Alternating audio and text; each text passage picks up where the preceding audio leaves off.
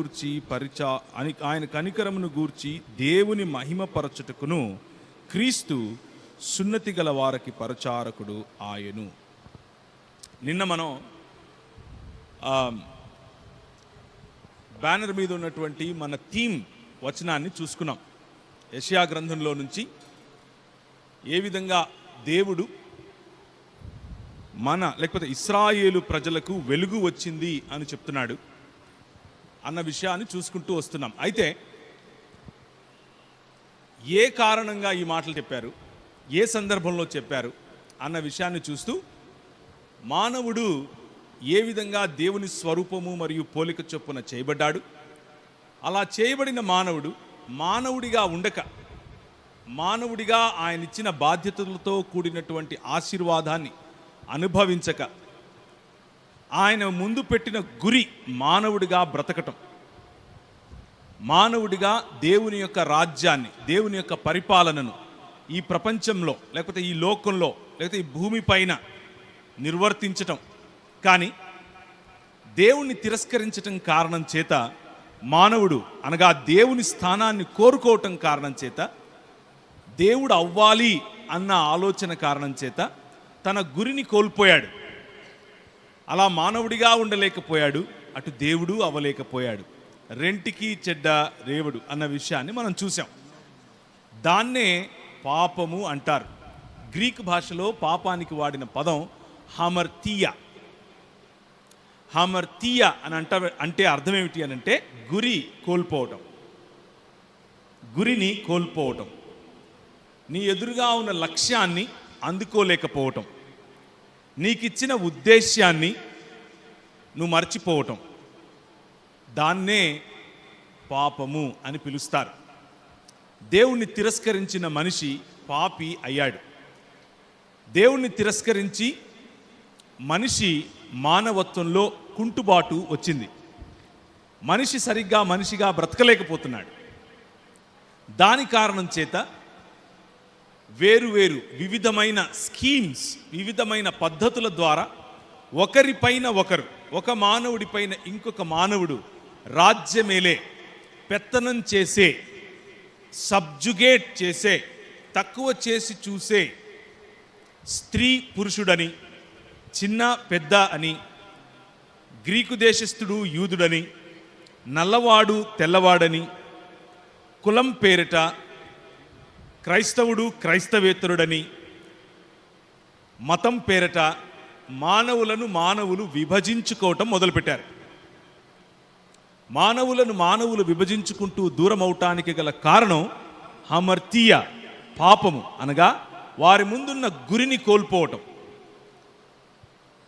దేవుడిచ్చినటువంటి వాగ్దానమును, దేవుడు చేసినటువంటి వాగ్దానమునకు ఆయన కట్టుబడి ఉండేవాడు. అదే రోమీయులకు రాసినటువంటి పత్రికలో 15వ అధ్యాయంలో మనం చూస్తున్నాం. ఆయన చేసిన, ఎవరికి చేసిన, పితరులకు చేసిన వాగ్దానమునకు ఆయన కట్టుబడి ఉంటాడు అని చూస్తున్నాం. ఏంటి ఆ వాగ్దానము అనంటే, నిన్న చూసిన విధంగా ఆయన చేసిన నిబంధన, ఆయన చేసిన వాగ్దానం, నోవహుతో చేసిన వాగ్దానము, నిబంధన, నేను హతమార్చేవాడిని కాదు, నేను ప్రేమించి మిమ్మల్ని పునర్నిర్మించేవాడిని. అబ్రహాముతో చేసిన వాగ్దానం లేక నిబంధన, నేను నిన్ను ఎన్నుకున్నది ఈ లోకాన్ని విడిచి ఎక్కడికో తీసుకుని వెళ్ళటానికి కాదు, కానీ ఈ ప్రపంచంలోని ప్రతి వంశాన్ని ఆశీర్వదించటానికి, ప్రతి ప్రాంతాన్ని, ప్రతి దేశాన్ని, జన సమూహములను ఆశీర్వదించటానికి. అబ్రహాము కుమారుడైనటువంటి ఇస్సాకుతో చేసిన లేకపోతే యాకోబుతో చేసిన నిబంధన కూడా అదే. నీ ద్వారా జనములను ఆశీర్వదిస్తాను, రాజ్యముగా, నా స్వకీయ సంపాద్యముగా నేను చేసుకుంటాను, మానవులను తిరిగి నా ప్రజలుగా నేను చేసుకుంటాను అని దేవుడిచ్చినటువంటి వాగ్దానం, దేవుడు చేసినటువంటి వాగ్దానం, నశించిన లోకాన్ని వెదకి తిరిగి రక్షించటానికి ఆయన చేసిన వాగ్దానం. చిన్నప్పుడు నేను ఒక క్యాథలిక్ కుటుంబంలో పుట్టాను. మా అమ్మ క్యాథలిక్ సంఘానికి వెళ్ళేది. క్యాథలిక్ సంఘంలోనే మా పేర్లు పెట్టారు. మా అమ్మ ప్రతి సంవత్సరం మమ్మల్ని తమిళనాడులో వేలాంకన్ని అని ఒక ఊరుంటుంది, నాగపట్నం వేలాంకన్ని, అక్కడికి తీసుకెళ్ళేది. బాగా ఉదయాన్నే తీసుకెళ్ళి గుండు కొట్టించేది. తలనీలాలు అర్పించాలి మతం. గుండు కొడితే ఆ గుండు కొట్టుకున్న తర్వాత సముద్రం దగ్గరికి, సముద్రం పక్కనే ఉంటుంది అది, సముద్రం దగ్గరికి వెళ్ళేవాళ్ళం. దగ్గరలోనే రూమ్ తీసుకుని ఉండేవాళ్ళం.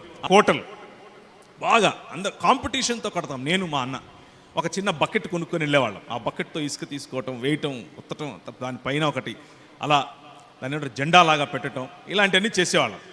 1 గంట అవుతుంది. ఇప్పుడు టైం ఎంత అయింది? 12:20. 1:30కు మిమ్మల్ని వదిలేస్తాను. మీరు వేలాంకనికి వెళ్ళకండి. ఇప్పుడు 1:30కు వదులుతాను. ఎక్కడికి వెళ్ళొద్దు, ఇక్కడే ఉండాలి. అయితే మా అమ్మ 1 గంట అవ్వగానే, రే అన్నమైందిరా, చేపలు రెడీగా ఉన్నాయి రండ్రా అంటే, మేము బాగా కష్టపడి 2 గంటలు 3 గంటలు కట్టిన ఇంటిని ఏం చేస్తాం?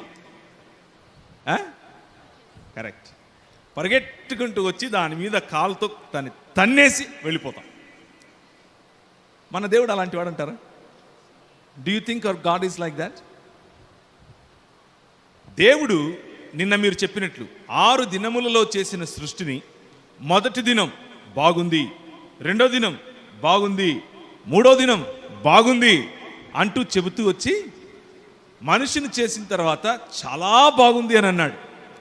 ఆయన నిర్మాణం, ఆయన మందిర నిర్మాణం చేశాడు, లేకపోతే ఆయన రాజ్య నిర్మాణం చేశాడు, లేకపోతే ఆయన సృష్టి నిర్మాణం చేశాడు. దానికి మనిషిని తన ప్రతినిధిగా, తన సామంతుడిగా, తన స్వరూపము పోలిక చొప్పున ఉన్న మనిషికి ఇచ్చి ఇప్పుడు వచ్చి దాన్ని నాశనం చేస్తాడా? Is that's what religion says. మతం అదే చెప్తుంది.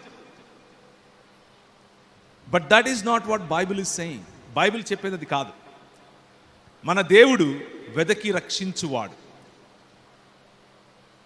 ఆయన క్రమము నుంచి క్రమము తప్పిన సమాజాన్ని, సమాజము క్రమము తప్పటం కారణం చేత, మానవుడు క్రమము తప్పటం కారణం చేత, మానవుడు తన గురిని కోల్పోవటం కారణం చేత భూమిలో వచ్చినటువంటి ఈ అక్రమాన్ని, గచ్చ పొదలను, ముండ్లను, చేదును, విషాన్ని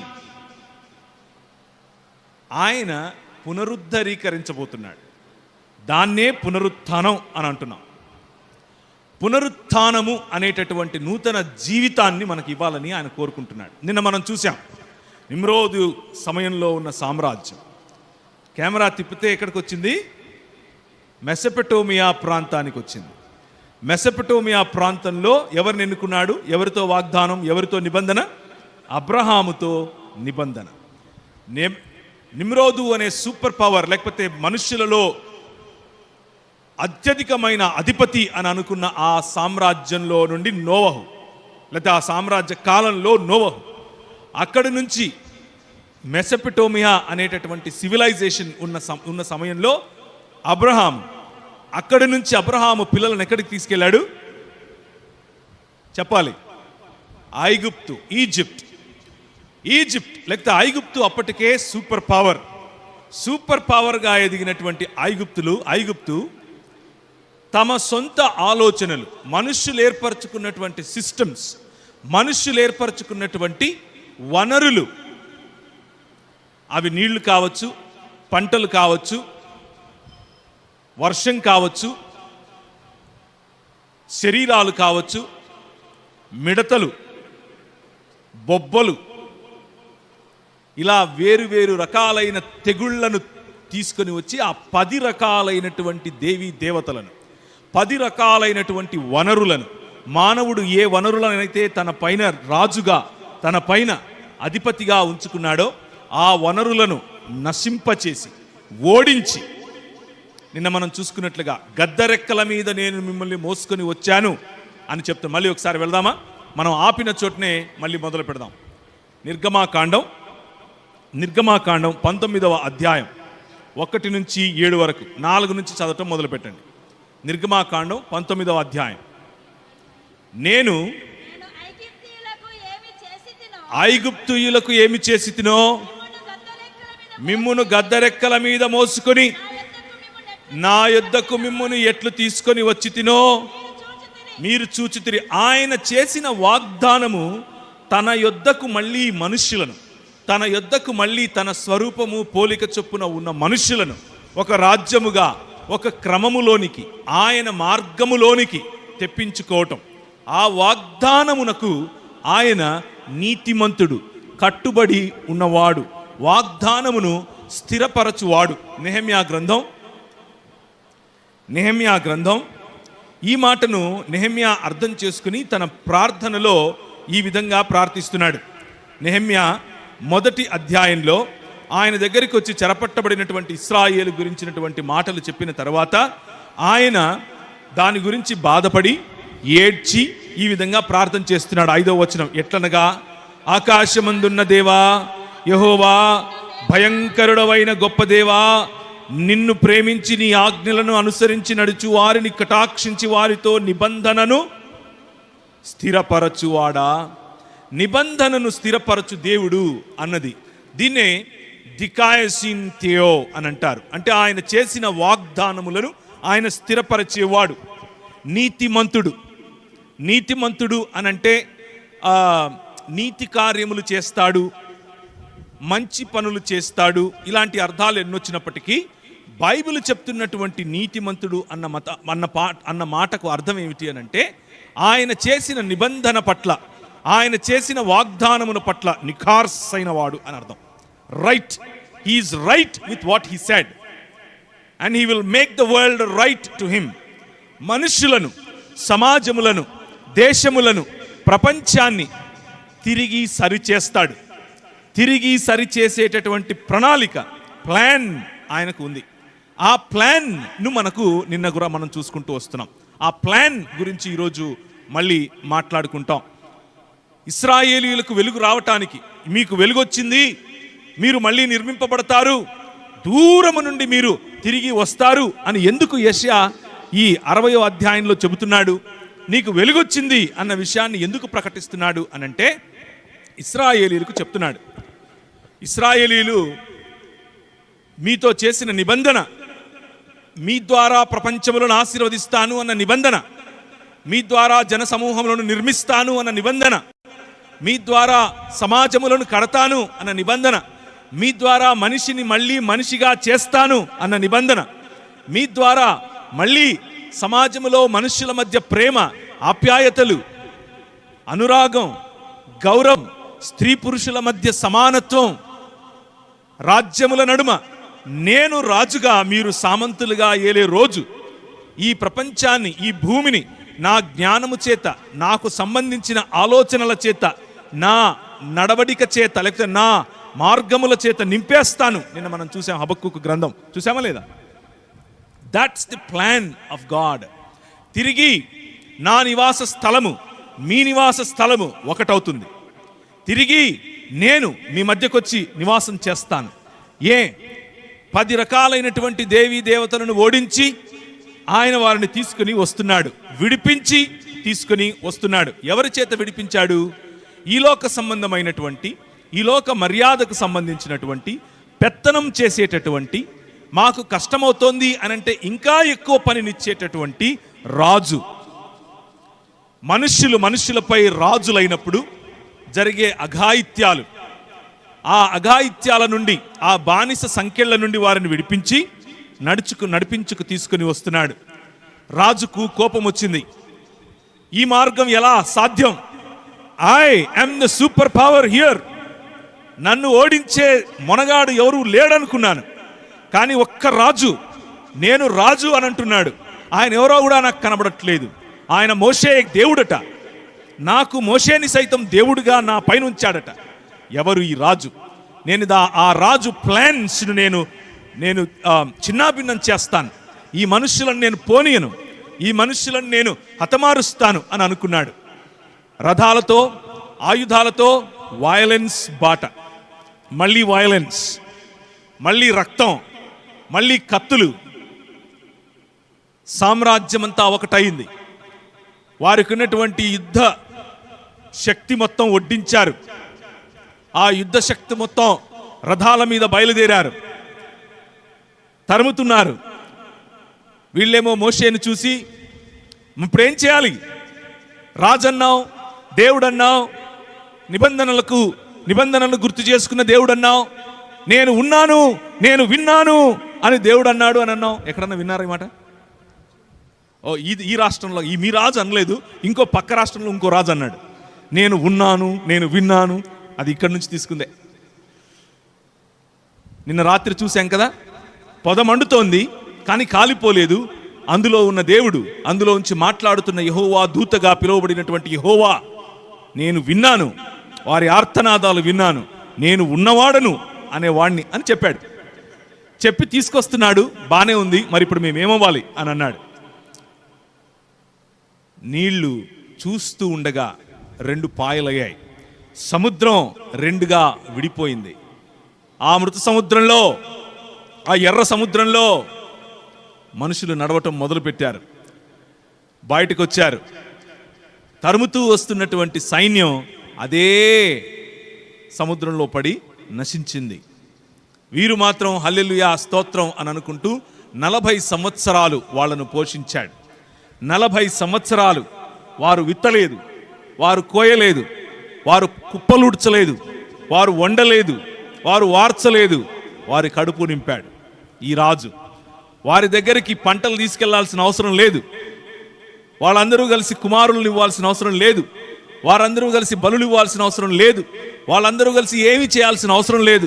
రాత్రి నోరు తెరుచుకొని పడుకుంటే పొద్దునికి నోరు నిండిపోద్ది. మన్నాతో వారిని నడిపించాడు ఈ రాజు రాజ్యం. అరణ్యములో నేను మీ మధ్యకొచ్చి నివాసం చేస్తాను అని అన్నాడు. పగటిలో మేఘస్తంభముగా వాళ్ళ మధ్యకొచ్చి నివాసం చేశాడు. రాత్రిలో అగ్నిస్తంభముగా వారి వెంట నడిచాడు, వారి మధ్య నివాసం చేశాడు. దేవుడు వచ్చి సమాజముల మధ్య నివాసం చేయటం బైబిల్ యొక్క ప్రధానమైన థీమ్. మనం ఈ ప్రపంచాన్ని విడిచి ఎక్కడికో వెళ్ళిపోవటం కాదు. That is religion, that is Platonism, that is Plutarchism. నిన్న చెప్పాను, that is Manichaeism and that is Stoicism. గ్రేకులు, అలాగే ఫార్సీలు, అలాగే నియర్ ఈస్టర్న్ రిలిజన్స్ చెప్పేవన్నీ ఇవే, ఇంక్లూడింగ్ భారతదేశంలో వచ్చిన మతాలు. కానీ ఈ రాజు మతానికి ఆగిపోయేవాడు కాదు. ఈ దేవుడు మతం అనే డబ్బాలో గలకరించి పెట్టినట్టుగా ఉండేవాడు కాదు. ఈ దేవుడు, ఈ రాజు అన్నాడు, నేను వచ్చి మీ మధ్య నివాసం చేస్తాను. వచ్చాడు, వారి మధ్య ఉన్నాడు. నీళ్ళు ఇవ్వాలి అని అంటే బండయ్యాడు. అలా ఉన్నటువంటి ఈ రాజు అలా వీరిని నడిపిస్తూ ఉన్న సమయంలో మోషే కాలం అయిపోయింది. మోషేకి చేసిన నిబంధనలన్నీ మోషే తన అనుచరుడు, తన తరువాత ఉన్నటువంటి కమాండ్ అయినటువంటి ఎవరికిచ్చాడు? యెహోషువాకు ఇచ్చాడు. నేను ఇదంతా ఎందుకు చెప్తున్నాను అనుకుంటున్నారా? ఇదే సువార్త అంటే. సువార్త అంటే ఇదే. పౌలు చేసిన మొట్టమొదటి ప్రసంగం ఎవరికైనా గుర్తుందా? పౌలు చేసిన ప్రసంగం చూడండి ఒకసారి. ఇప్పుడు నేను చెప్పేదానికి మీకు ఒక అపోస్తలులు చేసినటువంటి, అపోస్తలుల యొక్క విశ్వాసము, అపోస్తలులు ప్రకటించినటువంటి, అపోస్తలులు చేసిన ప్రసంగాలు మీరు గుర్తు చేసుకుంటే ఇదే ప్రసంగాలు వారు చేశారు. ఒక్కసారి అపోస్తలుల కార్యములు 13వ అధ్యాయం 13 నుంచి గనక మీరు చూస్తే, తరువాత పౌలు అతనితో కూడా ఉన్నవారును ఓడ ఎక్కి పాపు నుండి బయలుదేరి పంపులియలో ఉన్న పెర్గేకు వచ్చిరి. అచ్చట యోహాను వారిని విడిచిపెట్టి యెరూషలేమునకు తిరిగి వెళ్ళిన. అప్పుడు వారు పెర్గే నుండి బయలుదేరి పిసిదియాలో ఉన్న అంతియోకియాకు వచ్చిరి. పిసిడియాలో ఉన్నటువంటి అంతియోకియాలో పౌలు చేస్తున్న ప్రసంగం 17 నుంచి, ఇశ్రాయేలీయులారా, దేవునికి భయపడు వారులారా. ఇశ్రాయేలీయులు ఉన్నారు, దేవునికి భయపడే ఇశ్రాయేల్ కాని వారు అనగా అన్యజనులు ఉన్నారు. వినుడి, ఇరువురికి కలిపి చెప్తున్నటువంటి సువార్త. ఇశ్రాయేలును, ఈ దేశ ప్రజలు మన పితరులను ఏర్పరచుకొని, ఈ దేశ ప్రజలను ఎవరు ఏర్పరచుకున్నారు? మన పితరులను ఎవరు? దేవుడు ఏర్పరచుకున్నాడు. వారిని ఐగుప్తు దేశమందు పరదేశులై ఉన్నప్పుడు ఆ ప్రజలను హెచ్చించి తన భుజముల చేత వారిని అక్కడ నుంచి తీసుకుని వచ్చి, ఇదే చెప్తున్నానా నేను? Is this what Paul preached? Yes. వారిని తన భుజముల మీద చేత వారిని అక్కడ నుండి తీసుకుని వచ్చి ఇంచుమించు 40 ఏండ్ల మట్టుకు అరణ్యములో వారి చేష్టలను సహించి. ఏం చేష్టలు చేశారు వీళ్ళు? ఆయనేమో నేను రాజును, నేను మీ అధిపతిని, నేను మీ తండ్రిని, నేను మీ భర్తను, నేను మీ ప్రియుణ్ణి, నేను మీ కాపరిని అంటూ ఉంటే వారు బయటకు వచ్చి తాగడానికి నీళ్ళు లేవు, బిస్లరీ బాటిల్ లేదు, పోసుకోవడానికి వేడి నీళ్ళు లేవు, వీళ్ళ ఇంట్లో గీజర్ లేదు, మేము తిందాము అని అంటే వీళ్ళు సీయలు ఉండలేదు, వీళ్ళు అబ్రాహాం సీలు ఉండలేదు, ఇస్సాక్ సీలు ఉండలేదు, యాకోబు మాంసం వండలేదు, ఏం తింటాం మేము? ఇక్కడ ఆలుగడ్డలు లేవు, ఇక్కడ కీరకాయలు లేవు, ఇక్కడ ఉల్లిగడ్డలు లేవు అని క్వశ్చన్ చేస్తున్నారు, ప్రశ్నిస్తున్నారు. మీట్ కావాలి, మాకు తినడానికి మాంసం కావాలి, నువ్వు మమ్మల్ని తీసుకొచ్చావు, ఏదో రాజన్నావు, మా మాటలు విన్నాడన్నావు, ఆడ సమాధుల్లోకి ఇక్కడికి తీసుకొచ్చావా? ఐగుప్తులో బ్రహ్మాండంగా ఉంటాం కదా మేము, బ్రహ్మాండంగా. ఎక్కడున్నారో ఐగుప్తులో ఉన్నారా వీళ్ళకు బ్రహ్మాండంగా? కానీ వీళ్ళ మాటలు అలాగే ఉన్నాయి. అక్కడ సమాధులు లేవని ఈ అరణ్యంలోకి తీసుకొచ్చావా నువ్వు మమ్మల్ని? నీకు ఇస్తాను. ఎంత ఇస్తానంటే నోట్లో పెట్టుకుంటే ముక్కులకు వస్తుంది, అంత ఇస్తాను. నేను చెప్పట్లేదు, ఈ మాట బైబిల్ అలాగే ఉంది. వారి నాసికానంద్రములకు హేయము కలుగునంతగా, వారి నాసికారంధ్రంలోనికి వాళ్ళు తిన్నదొచ్చేట్లుగా పూరేళ్ళనిస్తాడు. ఎంత అడిగితే మీకేం కావాలి? మాంసం కావాలా? నేనేమిస్తున్నాను? మన్నా ఇస్తున్నాను మీకు. మీకేం కావాలి? రాజులు, భూరాజులు మనుషులకేసే తావిలాలకు మనుషులు పడతారు. ఆ బంధు, ఈ బంధు, రా బంధు, వాటికి పడతా ఉంటారు. వాటికి పడిపోయి సైన్యములకు అధిపతి యెహోవా, రారాజు, రాజులకు రాజు, ప్రభువులకు ప్రభువు అయినటువంటి దేవుడిచ్చేటటువంటి ప్రొవిజన్ మర్చిపోతారు. 40 ఏండ్లు ఇలా వాళ్ళు చేసినటువంటి టాంట్రమ్స్, వాళ్ళు చేసిన కంప్లైంట్స్, వాళ్ళు చేసిన దేవుని పట్ల వాళ్ళకు ఆయాసము కలిగించేట్లుగా వాళ్ళు సణిగారు. సనుగుడు కార్యక్రమాలు, గొనుగుడు కార్యక్రమాలు మతం నేర్పుతుంది. నువ్వు దేవుని దగ్గరకు వస్తే నీకు ఎర్రటి మొగుడొస్తాడు, నువ్వు యేసుప్రభు దగ్గరకు వస్తే పొడవు జుట్టుండే ఆడపిల్ల వచ్చుద్ది, నువ్వు యేసుప్రభు దగ్గరకు వస్తే నీ కాలు నస్తుంటే ఆయన వచ్చి నీకు జెండు బాంబు పెడతాడు. ఇదే ఎక్కువ సేల్ అవుతుంది. ఎందుకు అనంటే మతం. Man wants the schemes. ఈ స్కీమ్స్ కావాలి. ఈ రాజులు, భూరాజులు ఏ విధంగా అయితే మనుషులపైన అధికారం చేయటానికి వేరు వేరు రకాలైనటువంటి పన్నాగములను పన్నుతారో వాటికే మనిషి పడతాడు. కారణం ఏమిటి అనంటే మనిషిగా బ్రతకటం మానేశాడు. దేవుడిని తిరస్కరించటం కారణం చేత, దేవుడు అవ్వాలన్న ఆలోచన చేత దేవుడు కాలేక ఇటు మనిషిగా కాలేక తన గురిని కోల్పోయిన మానవ సమాజం కళ్ళుండి చూడలేనిది. ఎదురుగా తెలుస్తుంది, అరే నేను నీకు రాజును అని బయటకు తీసుకొచ్చినటువంటి ఈ రాజు ప్రజలు, ఆయన వారికి ఎవరిని నియమించాడు? న్యాయాధిపతులను. ఎందుకు? మీకు న్యాయం అవసరం, మీకు కనికరం అవసరం, నీ దేవుడైన యెహోవా ఎదుట దీన మనస్సు కలిగి జీవించడం మీకు అవసరం. మీకు రాజు కాదు అవసరం, న్యాయం కావాలి మీకు. నేను కదా king, I am the king. మీకు న్యాయాధిపతులు చాలు. కంటిన్యూ చేద్దాం. మరియు కనాను దేశంలో 7 జాతుల వారిని నాశనం చేసి వారి దేశంలోని వీరు స్వాస్థ్యముగా పంచి ఇచ్చెను. ఇంచుమించు 400 సంవత్సరములు ఇట్లు జరిగినట్టు తరువాత ప్రవక్త అయిన సమూయేలు వరకు ఆయన వారికి న్యాయాధిపతులను దయచేసెను. న్యాయాధిపతులతో సంతుష్టిగా లేనటువంటి ఈ ప్రజలు సమూయేలు దగ్గరకు వచ్చారు.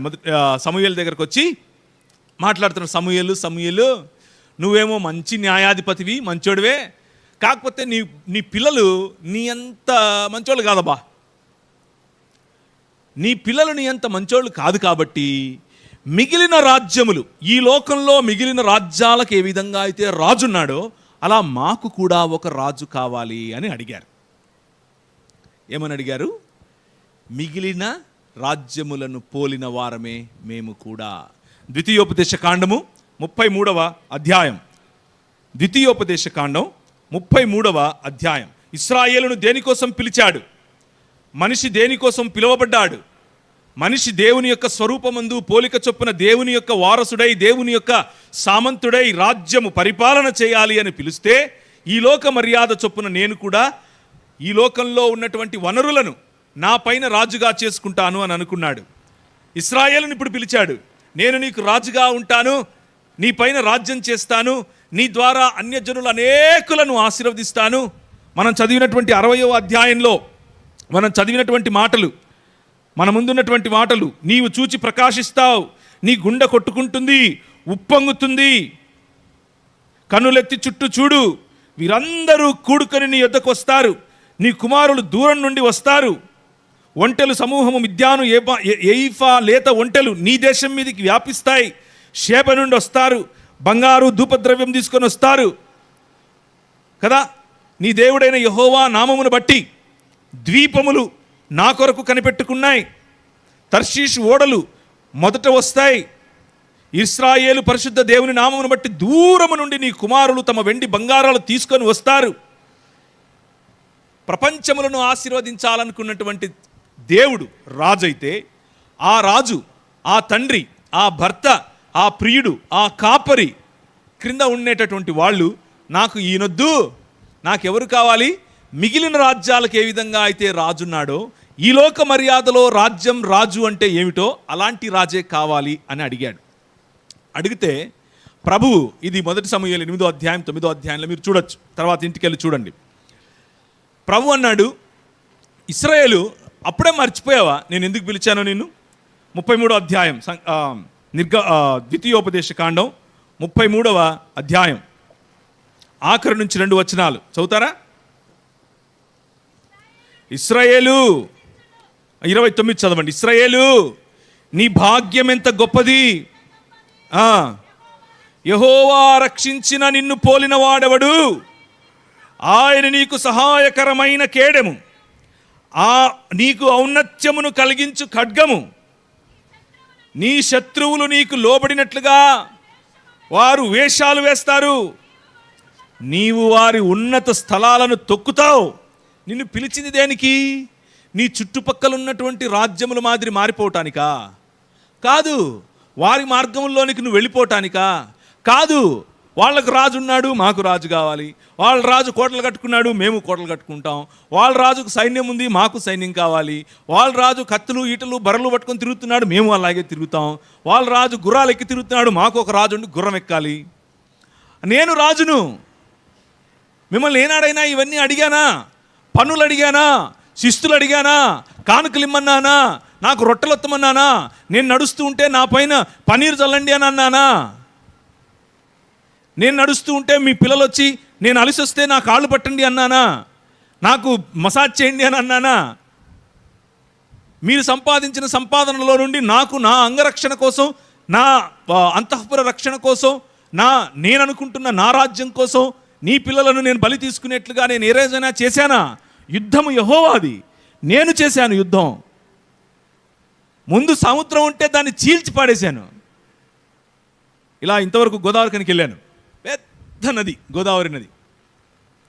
ఎక్కువగా నేను గోదావరి ప్రాంతానికి కూడా వెళ్తుంటాను. ఇదే నది మన గోదావరి ప్రాంతాల్లో కూడా కనిపిస్తుంది. ఇక్కడ నుంచి పొరలి అక్కడికి వెళ్తుంది. పెద్ద నది, విశాలమైన నది. అలాంటి నది యోర్దాను నది. యోర్దాను నదిని యెహోషువ ఇలా నిలబెట్టాడు. యుద్ధము యెహోవాది అన్నాడు, నడవండి అంటే నడుచుకుంటూ వచ్చారు. కోటలు కట్టుకొని ఆ చుట్టుపక్కల రాజులు ఉంటే జస్ట్ వీళ్ళు దాని చుట్టూ తిరిగి బాకానాదం ఊది స్తుతితో పాటలు పాడితే కోటలు అని పడిపోయి అవన్నీ మర్చిపోయారు. అవన్నీ మర్చిపోయి ఏం కావాలంటున్నారు? మాకు కూడా ఈ లోక మర్యాద చొప్పున రాజు కావాలి అని అడిగితే సమూయేలు దేవుని దగ్గరికి వెళ్ళి, ఏమయ్యా ఇలాగైపోయింది, ఏంటి నా పరిస్థితి అన్నాడు. సమూయేలుతో ప్రభు అన్నాడు, డోంట్ వరీ, వాళ్ళు తిరస్కరిస్తున్నది నిన్ను కాదు, నన్ను. They are not rejecting you Samuel, they are rejecting me. ప్రతి సమాజములో ఇదే జరిగింది. ఆదాము రిజెక్టెడ్ మీ, నోవహు సమయంలో సమాజం రిజెక్టెడ్ మీ, మెసొపొటేమియా సమాజం రిజెక్టెడ్ మీ, ఈజిప్షియన్ సమాజం రిజెక్టెడ్ మీ. వీళ్ళందరికీ ఒక సొల్యూషన్ ఇవ్వాలి అనుకుని నేను ఇశ్రాయేలును పిలిస్తే ఇశ్రాయేలు కూడా రిజెక్టింగ్ మీ. మతం ఏం చెప్తుంది? మతం ఏం చెప్తుంది అని అంటే, దేవుడు ఉగ్రుడై ఉన్నాడు, దేవుడు కోపగించుకొని ఉన్నాడు, నువ్వంటే ఆయన కోపం, నువ్వు తప్పు ఎప్పుడు చేస్తావా అని కట్టబెట్టుకొని రెడీగా ఉన్నాడు బడిత పూజ చేయటానికి. మతం ఇది చెప్తుంది. ఆయన ఆదాం పాపం చేశాడు కాబట్టి ఆయన పాపం నీ మీదంతా పూసేసి మీలో కొంతమందిని ఆయనకి ఇష్టం వచ్చిన వాళ్ళని, ఆయనకి ఎవరికి ఇష్టం ఉంటే వాళ్ళనే, ఎందుకు ఏమిటి అని నువ్వు అడగకూడదు. మళ్ళీ నువ్వే మనిషివి, నీకంత సీన్ లేదు. ఆయన ఎవరికి ఇష్టం ఉంటే వాళ్ళను కొంతమందిని తీసుకుని పరలోకంలోకి తీసుకెళ్ళిపోతాడు, మిగిలిన వాళ్ళందరినీ తీసుకెళ్ళి నరకంలో పడేస్తాడు. ఇది మతం చెప్తుంది. బైబిల్ ఏం చెప్తోంది? నేను చెప్పేది మీకు ఎబ్బెట్టుగా ఉందేమో, పిల్లల్ని ఎప్పుడన్నా అడిగి చూడండి. మనం చెప్పే సువార్త వాళ్ళకి అలాగే అర్థమవుతుంది.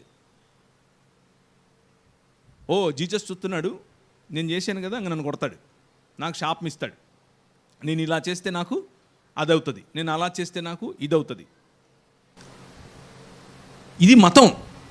వాక్యం, దేవుని వాక్యము, దేవుని రాజ్యమును గురించినటువంటి వాక్యం ఏం చెప్తుందంటే ఆయన తండ్రి ప్రేమించేవాడు. మనము ఆయనని రిజెక్ట్ చేస్తున్నాం, ఆయన మనల్ని రిజెక్ట్ చేయట్లేదు. హీ వాంట్స్ టు బిల్డ్ అస్. ఆయన మనల్ని పునర్నిర్మించాలనుకుంటున్నాడు.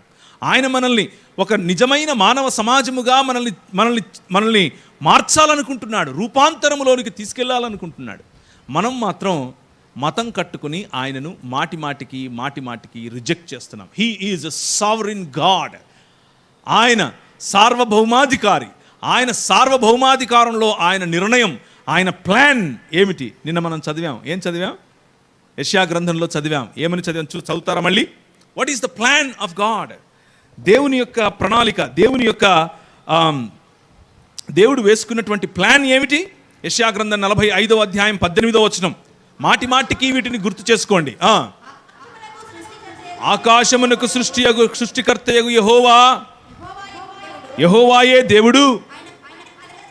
ఆయన భూమిని కలుగజేసి దానిని సిద్ధపరచి స్థిరపరచి నిరాకారముగా ఉండునట్లు ఆయన దాన్ని చేయలేదు, నివాస స్థలముగా ఉండటానికి చేశాడు. నేను వేళాంగనికి వెళ్ళి ఇసుక మేడలు కట్టేసి దాన్ని మళ్ళా కూల్చటానికి నేను మా అన్న అయితే ఎలా చేసేవాళ్ళమో అలాంటి వాడు కాదు. దాన్ని శాశ్వతంగా ఉంచటం కోసం చేశాడు. దానిలో మనం శాశ్వతంగా జీవించటం కోసం చేశాడు. శాశ్వతంగా దాన్ని సంపాదించుకోవటం చేశాడు.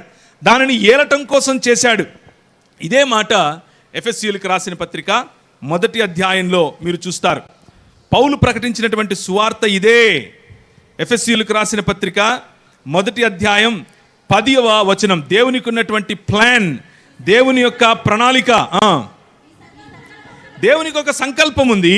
ఆ సంకల్పాన్ని బట్టి, లేకపోతే ఆ ప్లాన్ని బట్టి ఆయన పరలోకములో ఉన్నవే గాని భూమి మీద ఉన్నవే గాని సమస్తమును క్రీస్తునందు ఏకముగా సమకూర్చాలని తనలో తాను నిర్ణయించుకున్నాడు. God's plan is bigger than religious small.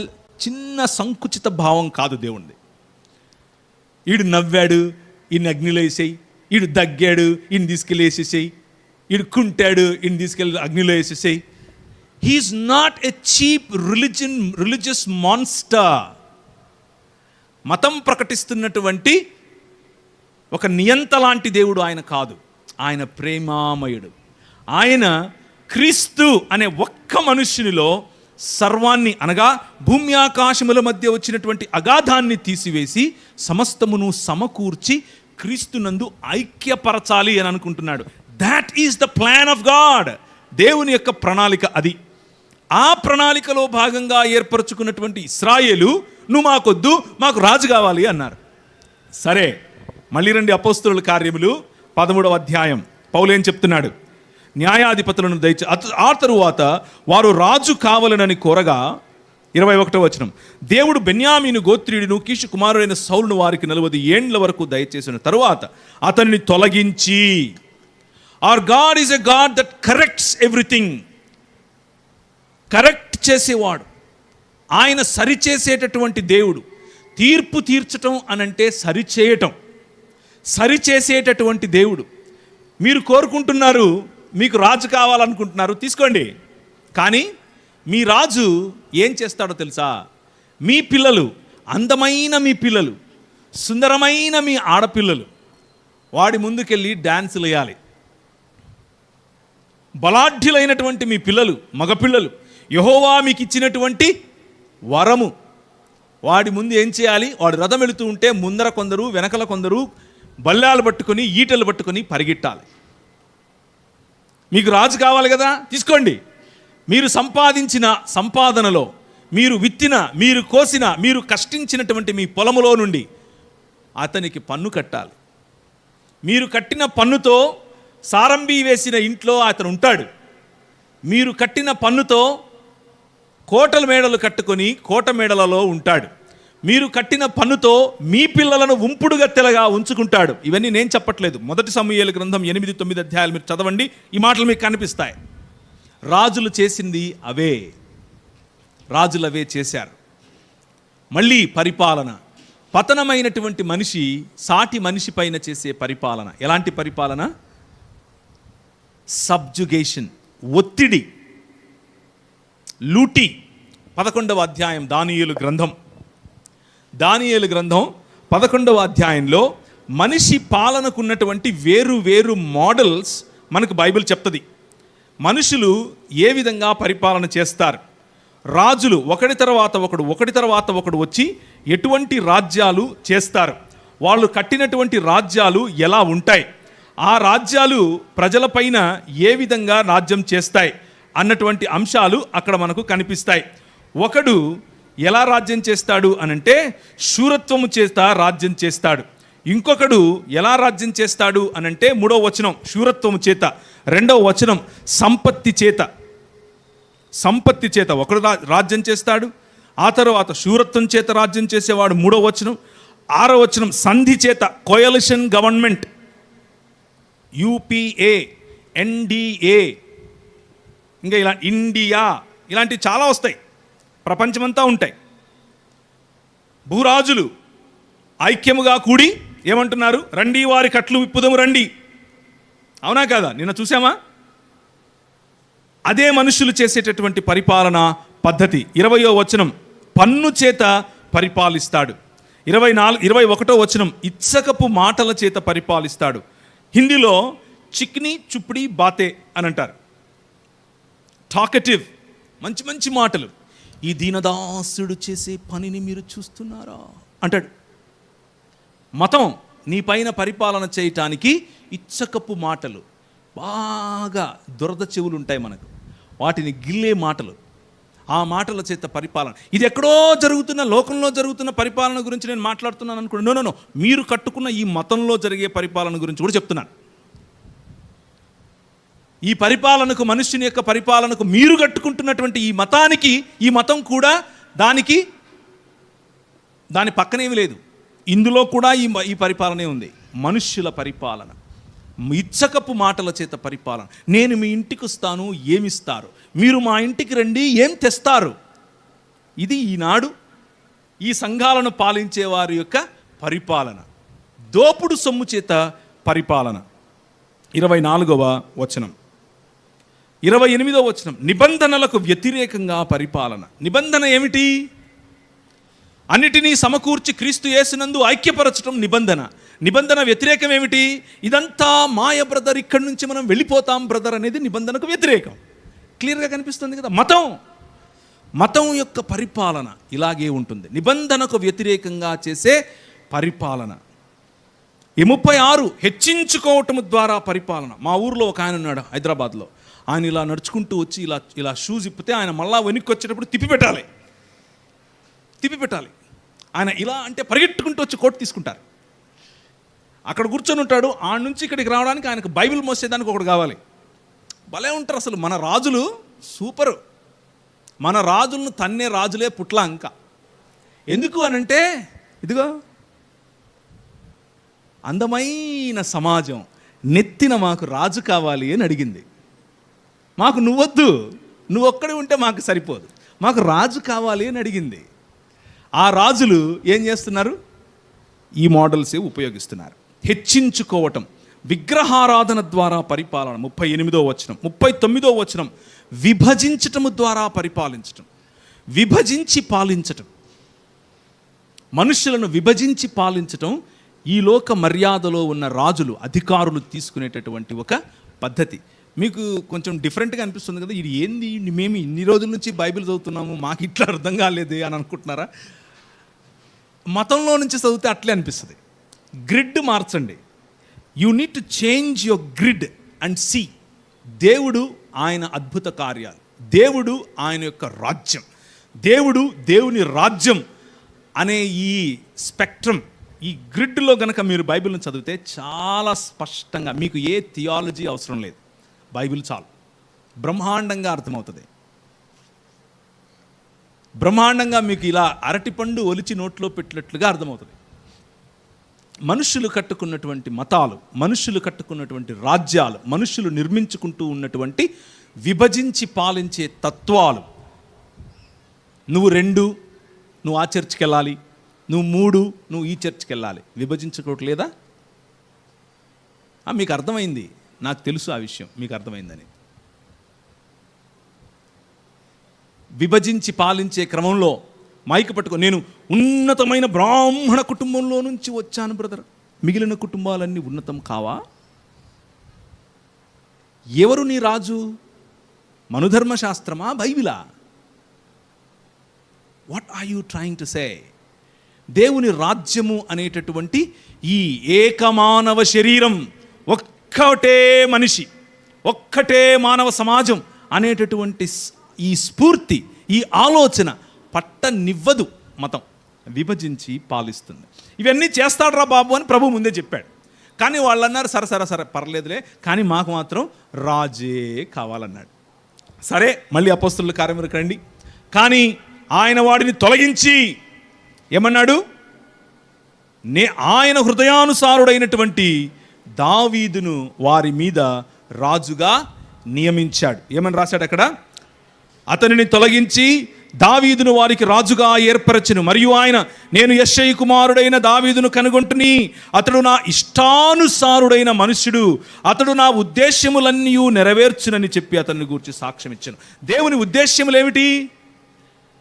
భూరాజులు ఇశ్రాయేలు వైపు చూడాలి, భూమి మీద ఉన్న రాజ్యములన్నీ ఇశ్రాయేలు వైపుకు రావాలి, ఇశ్రాయేలును చూసి ఆశీర్వదింపబడాలి, ఇశ్రాయేలు కారణంగా కట్టబడాలి, ఇశ్రాయేలు కారణంగా ఒకటవ్వాలి, ఈ రాజు యొక్క గుణలక్షణాలను ప్రచురించగలిగినటువంటి రాజ్యముగా మారాలి. చేస్తారు? దావీదు చేస్తాడు. 2వ సమూయేలు గ్రంథం. దావీదు ప్రభువుతో మాట్లాడుతున్నాడు. దావీదు ప్రభువును అడుగుతున్నాడు, ప్రభువా, మరి నేనేమో మంచిగా ఇక్కడ బ్రతుకుతున్నాను, బాగానే ఉంది, కానీ నా దేవుడైనటువంటి నీకు ఒక ఇల్లు లేకపోయిందే, ఈయన కట్టిస్తాడు ఇల్లు. ఇప్పుడు ఆయన అన్నాడు, అరే బాబు, భూమి ఆకాశమును నిర్మించిన నేను, భూమి నా పాదపీఠం, ఆకాశము నా సింహాసనము, కానీ నేను నన్ను పోలి నా స్వరూపము చొప్పున చేసుకున్న మనుష్యుల మధ్యలో నివసించాలి అని అనుకున్నాను. నా ఐడెంటిటీ సూర్యునికి దేవుడు, చంద్రునికి దేవుడు, భూమికి దేవుడు కాదు, అబ్రహాము దేవుడు, ఇస్సాకు దేవుడు, యాకోబు దేవుడు. నా ఆధార్ కార్డు ఇదిరా బాబు, నీకు అర్థం కావట్లేదు. My identity is not the created వస్తువులు కాదు, యూ. నా ఐడెంటిటీ మీరు. నేను అబ్రహాము దేవుణ్ణి, ఇస్సాకు దేవుణ్ణి, యాకోబు దేవుణ్ణి. అయినా పర్లేదు, నువ్వు నా హృదయానుసారుడివి, నీతో నేను ఒక నిబంధన చేస్తాను. మళ్ళీ నిబంధన. 2వ సమూయేలు గ్రంథం 7వ అధ్యాయం 8 నుంచి 17 వరకు. 2వ సమూయేలు 7వ అధ్యాయం 8 నుంచి 17 వరకు చదువుతారా?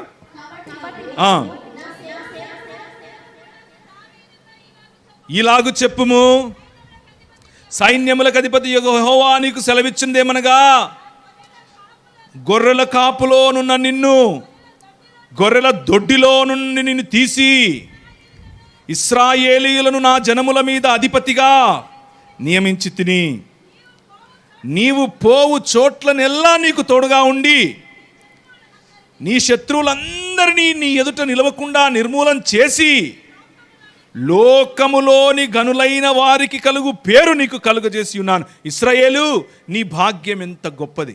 అన్య జనులు నీతో ఏకీభవించినట్లుగా, మేమంతే బ్రదర్, మేము అంతే బ్రదర్, అని ఏకీభవించినట్లుగా డ్రామాలేస్తారు, వేషాలేస్తారు. కానీ నువ్వు వారి ఉన్నత స్థలాలను తొక్కుతావు. ఉన్నత స్థలాల్లో ఏముంటాయి? ఉన్నత స్థలాలలో అషేరా ఉంటుంది, ఉన్నత స్థలాలలో అష్టారోత్ ఉంటుంది, ఉన్నత స్థలాలలో కియ్యు దేవత ఉంటుంది, ఉన్నత స్థలాలలో నక్షత్ర దేవత ఉంటుంది, ఉన్నత స్థలాలలో మెలకు ఉంటాడు, ఉన్నత స్థలాలలో బయలుదేవుడు ఉంటాడు. ఇవన్నీ కూడా దేవుడు సృష్టించినటువంటి సృష్టిలోని సామాన్యమైన వనరులు. ఆ వనరులను రాజ్యముగా, వనరులు రాజుగా చేసుకున్నటువంటి మానవ సమాజమును, ఆ భావజాలములను తొక్కాలి నువ్వు. అందుకు నేను నిన్ను పిలిచాను. నువ్వేమంటున్నావు? నేను వాళ్ళ మాదిరే మాకొక రాజువు అని అడుగుతున్నావు. అందుకు నేను ఏర్పరచుకున్నటువంటి దావీదు, నేను ఏర్పరచుకున్నటువంటి నా హృదయానుసారుడైన దావీదు, నువ్వు ఘనుడుగా నేను నిన్ను నిలబెడతాను. ఇంకా చదవాలి. కలుగజేసి మరియు ఇశ్రాయేలీయులను, నా జనులను ఇకను కదిలింపబడకుండా తమ స్వస్థలమందు నివసించినట్లు దాని యందు వాటిని నాటి, పూర్వము ఇశ్రాయేలీయులను నా జను మీద నేను న్యాయాధిపతులను నియమించిన తరువాత జరుగుతూ వచ్చినట్లు దుర్బుద్ధి గల జనులు ఇకను వారిని కష్టపెట్టకయుండునట్లు చేసి, నీ శత్రువుల మీద నీకు జయమిచ్చి నీకు నెమ్మది కలుగజేసి ఉన్నాను. యెహోవానగు నేను ఏం చెప్తున్నానంటే, నేను నీకు సంతానాన్ని ఇస్తాను. నీ దినాలు సంపూర్ణాలైనప్పుడు నీవు నీ పితరులతో నిద్రించిన తర్వాత హెచ్చించి స్థిరపరుస్తాను. నా నామ ఘనత కొరకు ఒక మందిరాన్ని కట్టిస్తాడు.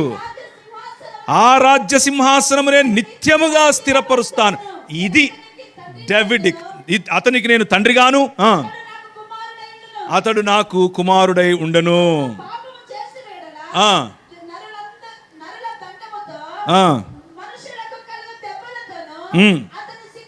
శిక్షింతును గాని నిన్ను స్థాపించుటకై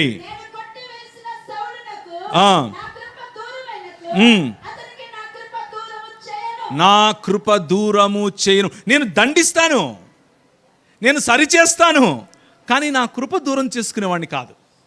I'm God that wants to restore human life. I'm a God that wants to rebuild human societies.